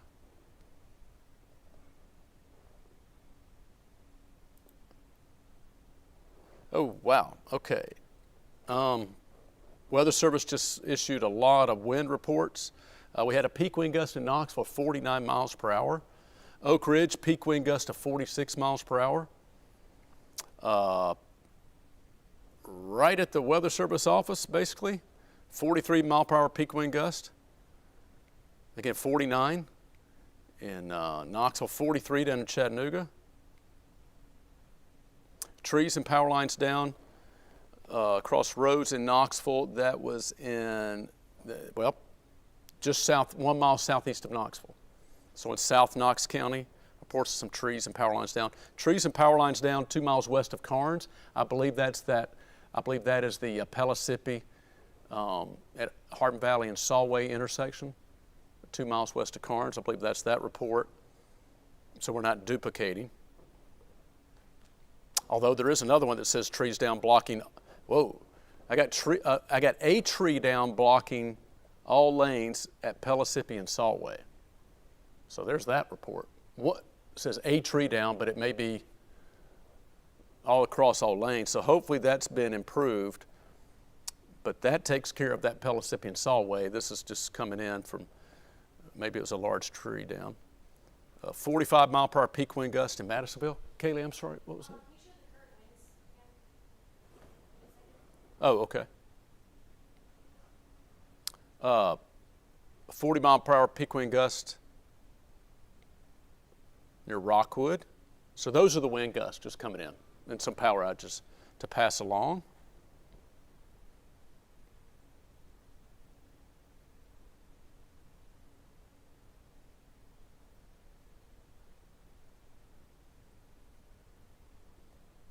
How often does the National Weather Service of Morristown update? Are you talking about the temperatures or the storm reports? Maybe you're talking about the storm reports. Just as they come in. Temperatures update once an hour. Storm reports are updated as the information comes in.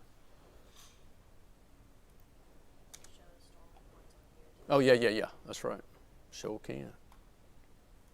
Good point, Kaylee. Oh, let me get to the right map.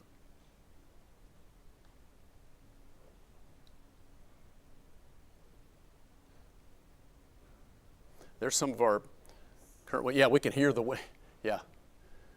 When the wind blows really hard, we hear there's a door that flaps a little bit on top of our roof. That's one of our best confirmations and indicators when we have strong winds. We can hear it. Yeah, see what we got out there, Kelly. I don't know. See if it's, suspect it may be, see if it's flurrying. It looks like some of that was on radar. It's actually picking back up near the airport, as y'all can see. Interesting. This is an area that's picking back up with a lighter snowfall, but a little bit of enhancement.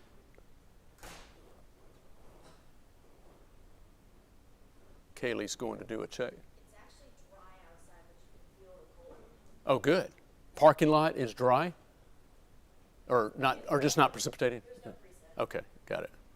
Looks like it may be just to our south. Okay.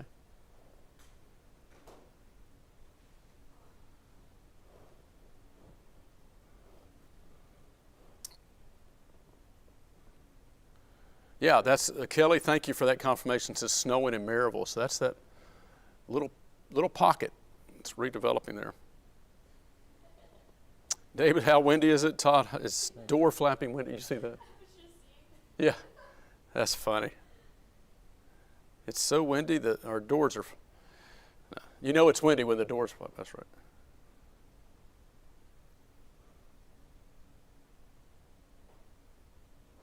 Yeah. You know, one of the things, the big clues we were talking about, okay, get ready, folks. This is an Arctic blast. It's going to be really cold, dangerous wind chills. All you had to really do is look upstream, also confirmations of what places upstream were seeing. We were seeing these temperatures, you know, dropping 30, 40, even 50 degrees. Denver Airport dropped 50 degrees in like 4 hours or less or something just ridiculous. We were seeing these dramatic temperature drops. So that was, and models guidance and data was showing that, but then you had confirmation. So everything was pointing toward, you know, here it comes. Wave of the flag, heads up. Now again, we'll see the snowfall. It's not as much, except for the plateau in Kentucky. We'll have to, if you're watching us from Crossville, if you kind of let us know, I don't know how much snow you've gotten in Crossville, but we've seen up in Huntsville, I think Cynthia reported, I don't know if it was 2 or 3 inches, maybe, I thought you may have said 2 or 2 to 3. Parts of Stearns, Kentucky, 2 to 3 in like less than an hour. I think it said 30 minutes. So parts of the plateau really saw some enhanced snow, but then as it moved off the plateau in the valley and the rest of East Tennessee, it's just accelerated. So that doesn't look like there's been It's not near nothing like that. It's been very light. Power out in Anderson County. And I hear you say can't sleep without a fan with the noisemaker, the noise machine, or some type of white noise fan, so to speak. I hear you. Hopefully your power comes back on soon. Yes. Power outages in southern Blunt. Wind is still strong in Caryville. Heather, how long will the winds last? Again, it's going to be a windy day for Friday. The winds tonight are going to stay generally, 20 to 30 with gusts to 40. That's the nature of the Arctic front has moved through, and behind the Arctic front, we've got this tight pressure gradient where we are seeing these stronger winds continue to move on through. Really big gusts just now in the bluegrass community. So yeah, that's again, just as you mentioned, those are confirmations of what we're seeing, and that's the temperatures and the wind are the two big stories right now. The snowfall has been not much in our area so far. Still looking at the possibility of the icing taking place. And I'm gonna stick my head out a little bit too, Kaylee, and see what's going on. Wow, I'm looking at your video. Where's that from? That's from Wallen. Josh Rudd. I just see the video that Kaylee's preparing there. Man, if I didn't know where it was or the context perspective, I thought is at the coast and a tropical storm's coming in or something, with the winds and the flags just really whipping. That's a good confirmation. There's a video that Kaylee's loading her system to computer to how the flags whipping around, showing how strong these winds are. And speaking of that, crazy winds in Farragut, says Melina. I'm glad Cosby is getting, instead of the rain, let's see.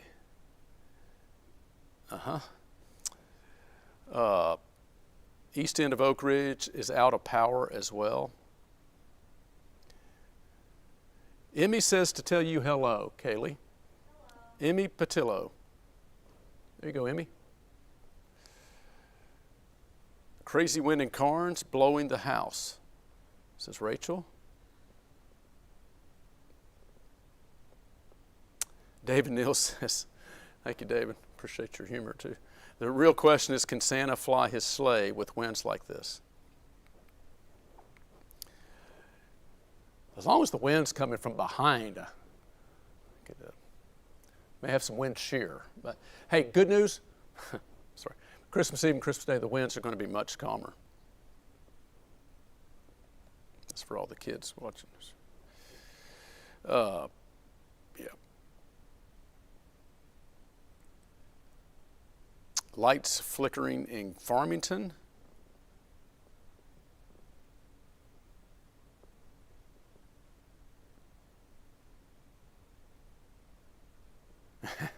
Thanks, Anna. Hey, Anna, we'll help you out. Let's see if we can help Anna out.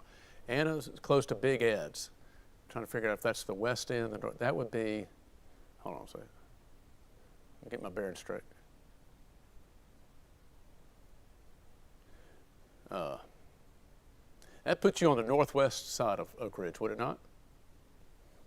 Did I do that right? Y'all can, Jackson Square, Big Ed's, near Jackson Square. Northwest side of Oak Ridge.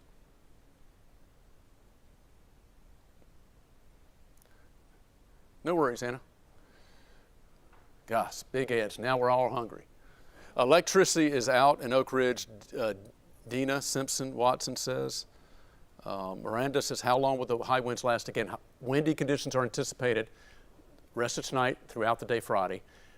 Winds 20 to 30 miles per hour, gusts to 40. Winds are going to continue to be gusty tonight and tomorrow, and today, Friday, sorry. So sustained gusty winds will continue. The maximum winds should have pretty much passed and are passing. That was with the actual Arctic front. So we're going to see a slight decrease in winds, but they're still going to be strong and gusty and sustained and windy the rest of tonight and through the day Friday. Just may come down just a little bit, just a hair, smidge from what they were earlier, but it's still going to be windy. That's what we get with this Arctic air mass, the wind. That's bringing in the very cold air. The whole reason why the wind chills are going to be the coldest they've been since 1996 is because the winds are so strong. Again, without the wind, you wouldn't have as low a wind chill, obviously. But you got the very cold air and the strong winds. That's why we have the very low wind chills. Power's out in Louisville, Tennessee. No snow in East Morristown. Very windy, though. Thank you, Travis.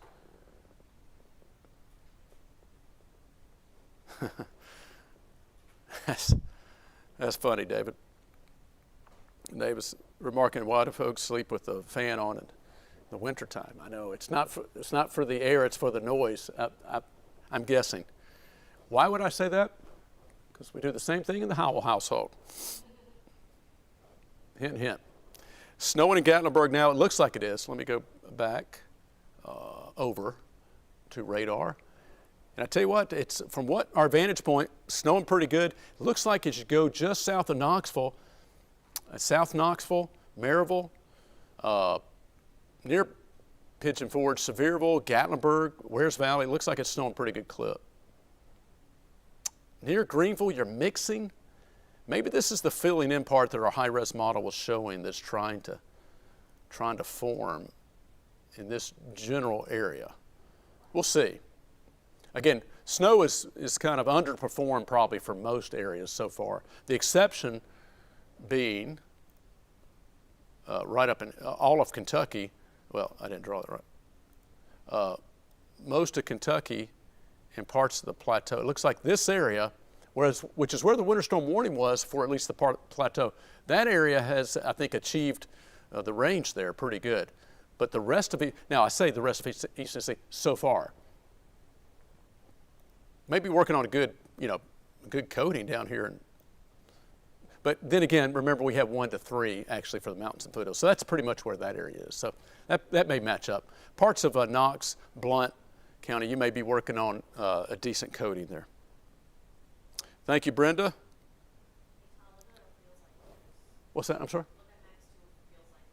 Oh, that just updated, didn't it? So we're now, oh wow, here, thank you, Kaylee. Okay, Kaylee's pointing out that we got some updated info. Still have leaves on the ice. 35 flurries or light snow at the airport. Feels like 24.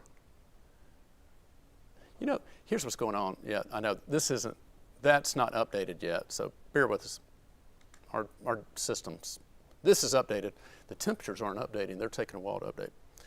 Probably need to reboot the computer is what that's saying. Sometimes it's just like our computer's home. Sometimes they need to restart. This is the current wind chill, though. Those are updating. And you got a -11 now in Crossville, -3 in Jamestown. Down to 12 in Oak Ridge, 24 Knoxville, Maryville. So there's your current wind chills. That's continuing. Now we're down to 3 in Memphis with a wind chill of -19 in Memphis. Look at Indianapolis, 31 degrees below zero wind chill. Again, 24. We're now in the blue-pink colors in Knoxville, so we're heading that way. Look at Tupelo, 1 below. Russell Biven used to always say 1 below and 2 below. Russell, if you're watching, which I know you're not, you're sleeping, but if you're watching, how you doing, bud? We miss you. All right, there's a look at the wind gust, 30 to 40 miles per hour. Strong winds continuing. Again, it's going to stay windy as we go through the rest of this evening. And there's a look at our radar. One of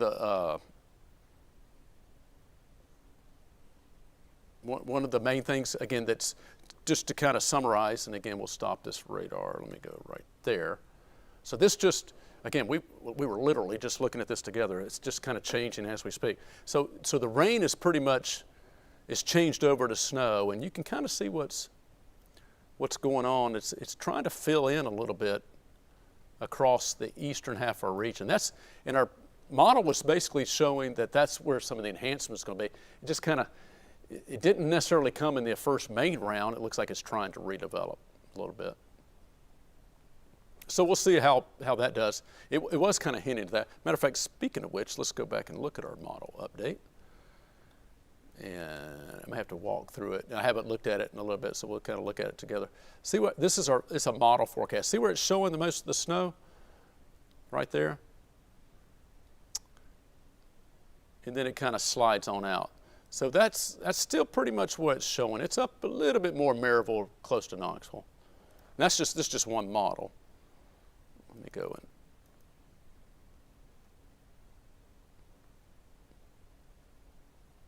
Let me take a look. We look at a lot of different model data, so wrong one. 1 second.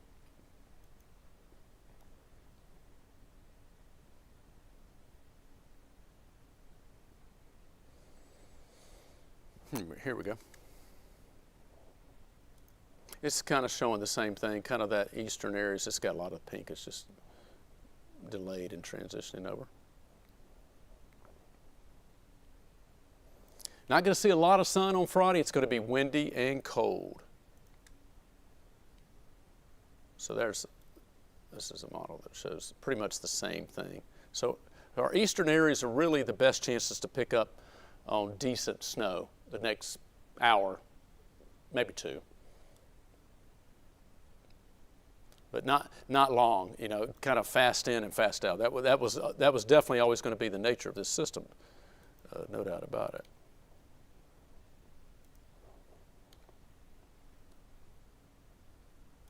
Let me see. Okay, so there you go. Here's a look at our 24-hour wind chill trend, and this tells the story. So we're 24 right now. So look at this. Once we get to about 5 a.m., right? Because 4 a.m. is 0. So once we hit between 4 and 5 a.m., we're pretty much locked in with below 0 wind chills the rest of Friday and Friday night. So that's what that map tells us. And let me take you, these graphs and charts, again, there's a lot of ways to show the information. So that's one effective way to really highlight that. Let me switch gears and show the temperature contrast. For the same time period, that's the wind chills, started about 5 a.m. And so look at this, wow. I mean, look at the crash. And that's what, I mean, it's like I said, it's just a matter of time, but that's what's coming. So once we get to 4 a.m., kind of that same time frame, but once we get to 4 a.m., we are basically locked into at least the teens, but even a little bit of single digits.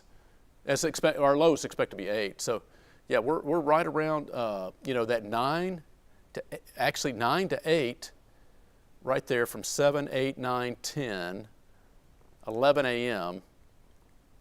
So for about 5 hours, we got single digit wind chills, and then we're staying, temperatures, sorry. Wind chills are below 0. We already covered that, sorry, it's getting late.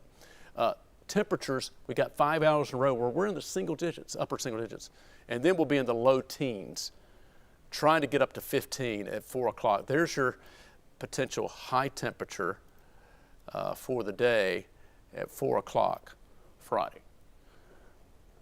So that's what we got. Below 0 wind chills, temperatures in the single digits and teens, and not just only below 0 wind chills, they could be as low as -10 to -20 around the region. Mountains and foothills, the forecast is -15 to -25, even colder wind chills.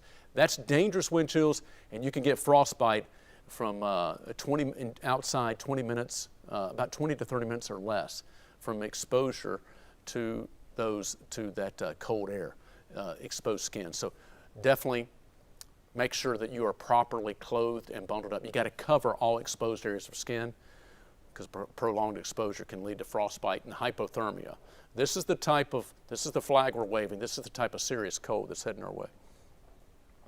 All right, let me come back in and see. Still no power in Louisville off top side. 2755, thank you, Molly. Without power in Sevier County, 2700.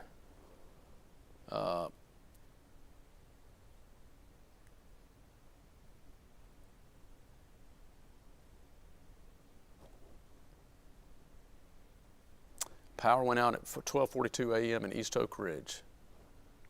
Okay.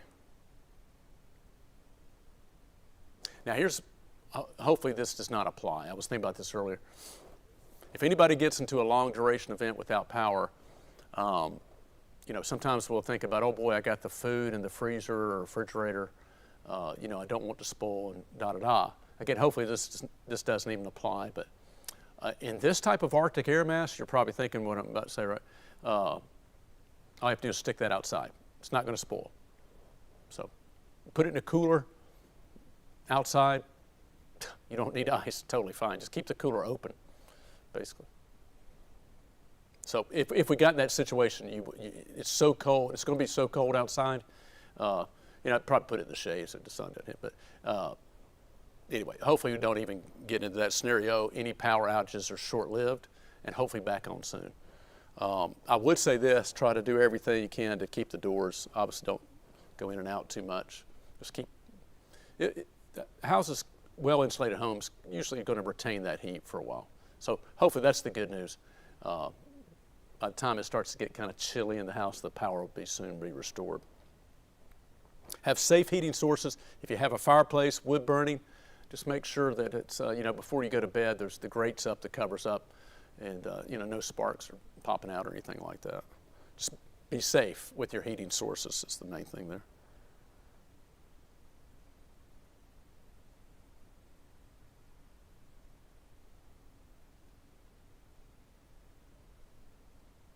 Okay, so Anna, I'm following up. So maybe on the east end, Jack Square. I had that wrong. I think I said northwest. So, trying to help Anna figure out that Big Ed's, what side of Oak Ridge is that on? I was going in. Actually, I guess you're right. Yeah, that's right. That's north. Sorry, I had that mixed up a little bit.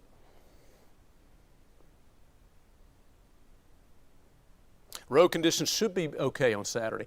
This is the only precipitation we're talking about. And now, as far as the moisture freezing, that's just a matter of the wind drying it out, some sun working on it, even though it stays below freezing, TDOT treating roads. But we'll just have to kind of wait and see. But they should, depends on where you live, actually. And if you're in the mountains and foothills, that may be a different story. It's going to take a while for some mountains and foothills roads. Could stay icy for a while, actually, because you're seeing snow now. Also on the plateau, it may take a while for that snow and ice to, it's not really going to melt off, but either be treated or evaporated and go away. Bluff Mountain is snowing in Kodak.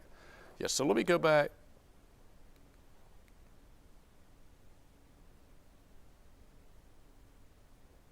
There you go.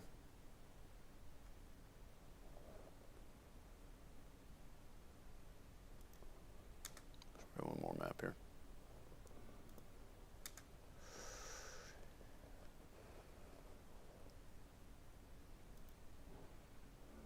There's the wind. There's our flapping door, David. We got flurries. Yeah, you could see it. Let me save this. I was just about to comment that look at there's the decent snow is showing up now from Dandridge, near just south of Knoxville, Maryville, boy, Greene County, Kingsport up to Greenville, Elizabethton, Johnson City, maybe or close. I don't know if it's quite Johnson City. Maybe not Johnson City yet. Not quite. Almost there. Gray, you're seeing some. Seen some decent snowfall in the area I've highlighted right there. Now, got some flurries going on elsewhere back in our area, but it's not as much. So, and there it updates. It's kind of drifting east. So, looks like the better accumulated snowfall is generally going to be east of Knoxville in upper East Tennessee. Kind of what our model was showing, kind of along, but kind of took a while to reform there. But that's what's transpiring now. The better accumulating snowfall is going to be the eastern half of the region going forward.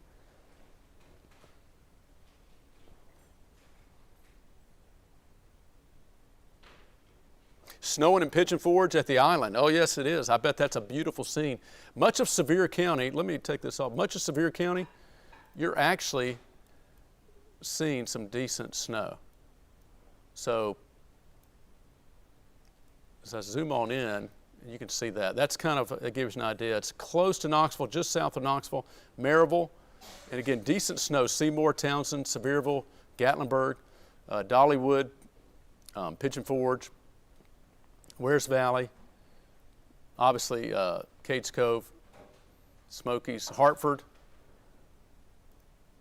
up toward Dandridge, Jefferson City, White Pine, Morristown. You got some light snow. Look at this. Look at these snowfall rates in Greenville, down toward Horse Creek and Camp Creek, coming down. Everything should be covered. These are, matter of fact, that's probably an inch an hour snowfall rate. With Arctic air, you have higher liquid to snow ratios. Normally it's a 10 to 1. 1 inch of liquid equals 10 inches of snow. So that's your, what we call a 10 to 1. That's your normal snow to liquid ratio. 10 inches of snow would be, if you melted it down, would equal 1 inch of liquid. 10 inches of snow, 1 inch of liquid. So 10 to 1. When you get Arctic air, a lot of times it's 15 to 1 and 20 to 1. So it's a lot of times it's double what you normally would. So 1 inch of rain can produce 20 inches of snow, for example, if you got that much. Ratio, equivalent. So this is at least a 15 to 1 ratio, maybe higher than that, with the type of Arctic air that's moving in. I think it started as a 10 and then going up as the colder air moved in. Just a side note. So that's what we're looking at as far as that goes. Not sure if I passed this along earlier. I think I did. 46 mile per hour official wind gust in Oak Ridge. No wonder there's been power outages. Had a 49 mile per hour peak wind gust in Knoxville at the airport. So the winds, that part of the equation looks like it's, from what models were showing, verified. The snow, not as much, although southern areas, eastern areas.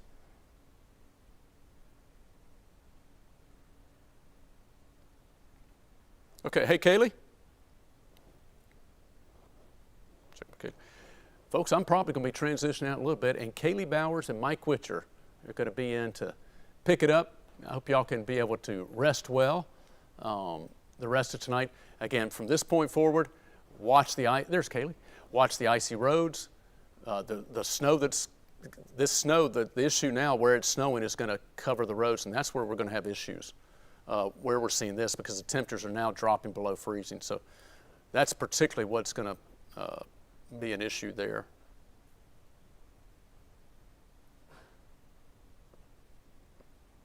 Yeah, Cheryl McLaughlin says it didn't snow here in Knoxville, at Sutherland and Kingston Pike, but the roads are wet.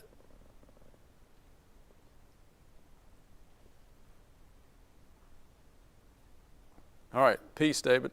Yes. Kaylee, I think I may transition, and we can take a break because I know you're going to be getting your show, helping get show ready. Mike's going to be coming in shortly, getting the show ready, etc. So, yeah. So we got power outages that we'll be getting people updated on for when the power will be restored. We're going to update everybody on the road conditions. Oh yeah, yes, blizzard going through seen that. Other parts of the country. Got the power outages, road conditions, keep folks updated on that. The bitterly cold temperatures. But the winds are going to be breezy to gusty. Hopefully your power stays on. National Weather Service just updated their wind chill warning. Oh, okay. Thank you. Excuse me, wind chill advisory. Wind chill, oh, okay. Wind chill, let's see, was that for Knoxville? Or was that for Nashville? Yeah, I'm getting.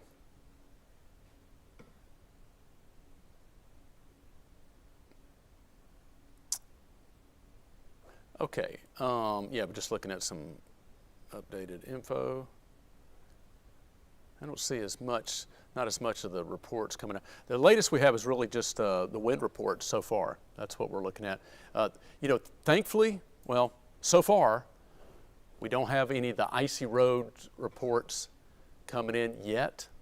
That may be just a matter of time as the temperatures continue to fall, which, again, wait for the hourly temperatures, but at last check, still just above freezing In Knoxville, 35, but again, the static temperature, this, I think I'm as soon as you load your show, the temperatures will, it's still running behind. It says 30 in Oak Ridge. I think that's correct. The airport and is lagging behind a little bit. But most other areas, 16 in Crossville with a current wind chill of -12. So yeah, that's what we're looking at right there. There's the very cold Arctic air coming. So folks, Kaylee and Mike will keep you updated throughout the rest of this Friday morning. I hope you can get some sleep. Hope if your power's out now, hope it will come back on soon. And you can stay warm, stay safe. And I'll see you back again later on Friday. And we'll pick it up there. We got to get all the way basically through Friday into Saturday. And then once we get to Christmas Day, Sunday, we're going to be getting out of the deep freeze slowly but surely. And we're looking ahead next week. I guess I should show you, make sure my days didn't change. I'll show you the 7-day real quick to kind of leave you a little bit of the hope of what we're looking at down the road. And, good, the days didn't change yet. We set that. I think it's going to change over at 3 a.m. We had changed that before in case we ever went to long form coverage. But so here's, as you're looking at in the box, windy and very cold. That's our forecast. Again, a 30% chance for some flurries early, but most of the precip's moving out. Could just have some flurries being squeezed out. We start out at 8, high of 15. Saturday, we start out at 6. So later on this Friday night and tomorrow morning, low of 6, high of 23. Saturday night, Christmas morning, low of 10, high of 29. But we're starting to go up from Saturday to Christmas Day, Sunday. And Sunday won't be nearly as windy. Saturday's still going to be breezy, so very cold, but the winds relax late. Sunday will be mostly sunny and not as windy, calmer. Monday, we're close to freezing, then above freezing 40. I do want to mention, this is a total side note. Kaylee and I were looking through. Models have been showing a little weak disturbance moving through later Monday night. That may try to drop a little bit of a light wintry mix. It's kind of on the leading edge of the warm-up, if you will. So just about the time we're just about all the way out of it. May have a little weak disturbance try to give us one more hello, but 40 on Tuesday, 50 on Wednesday. There's your 55 on Thursday. We're in the 50s as we had the second half of between Christmas week and heading toward New Year's Eve, New Year's Day. Okay, so y'all have a good, safe night. And again, thank you for joining us. Thank you for providing us with the information and keeping us up to date with what you're seeing. And we hope you have a good, safe rest of your night. Have a good, safe Friday. Merry Christmas to you if you're traveling. Be safe. Dress warmly. And again, just be safe on the roads. Don't get out if you don't have to. It's probably best to stay inside and stay warm and enjoy this Christmas holiday season. So y'all take care, and we'll see you soon.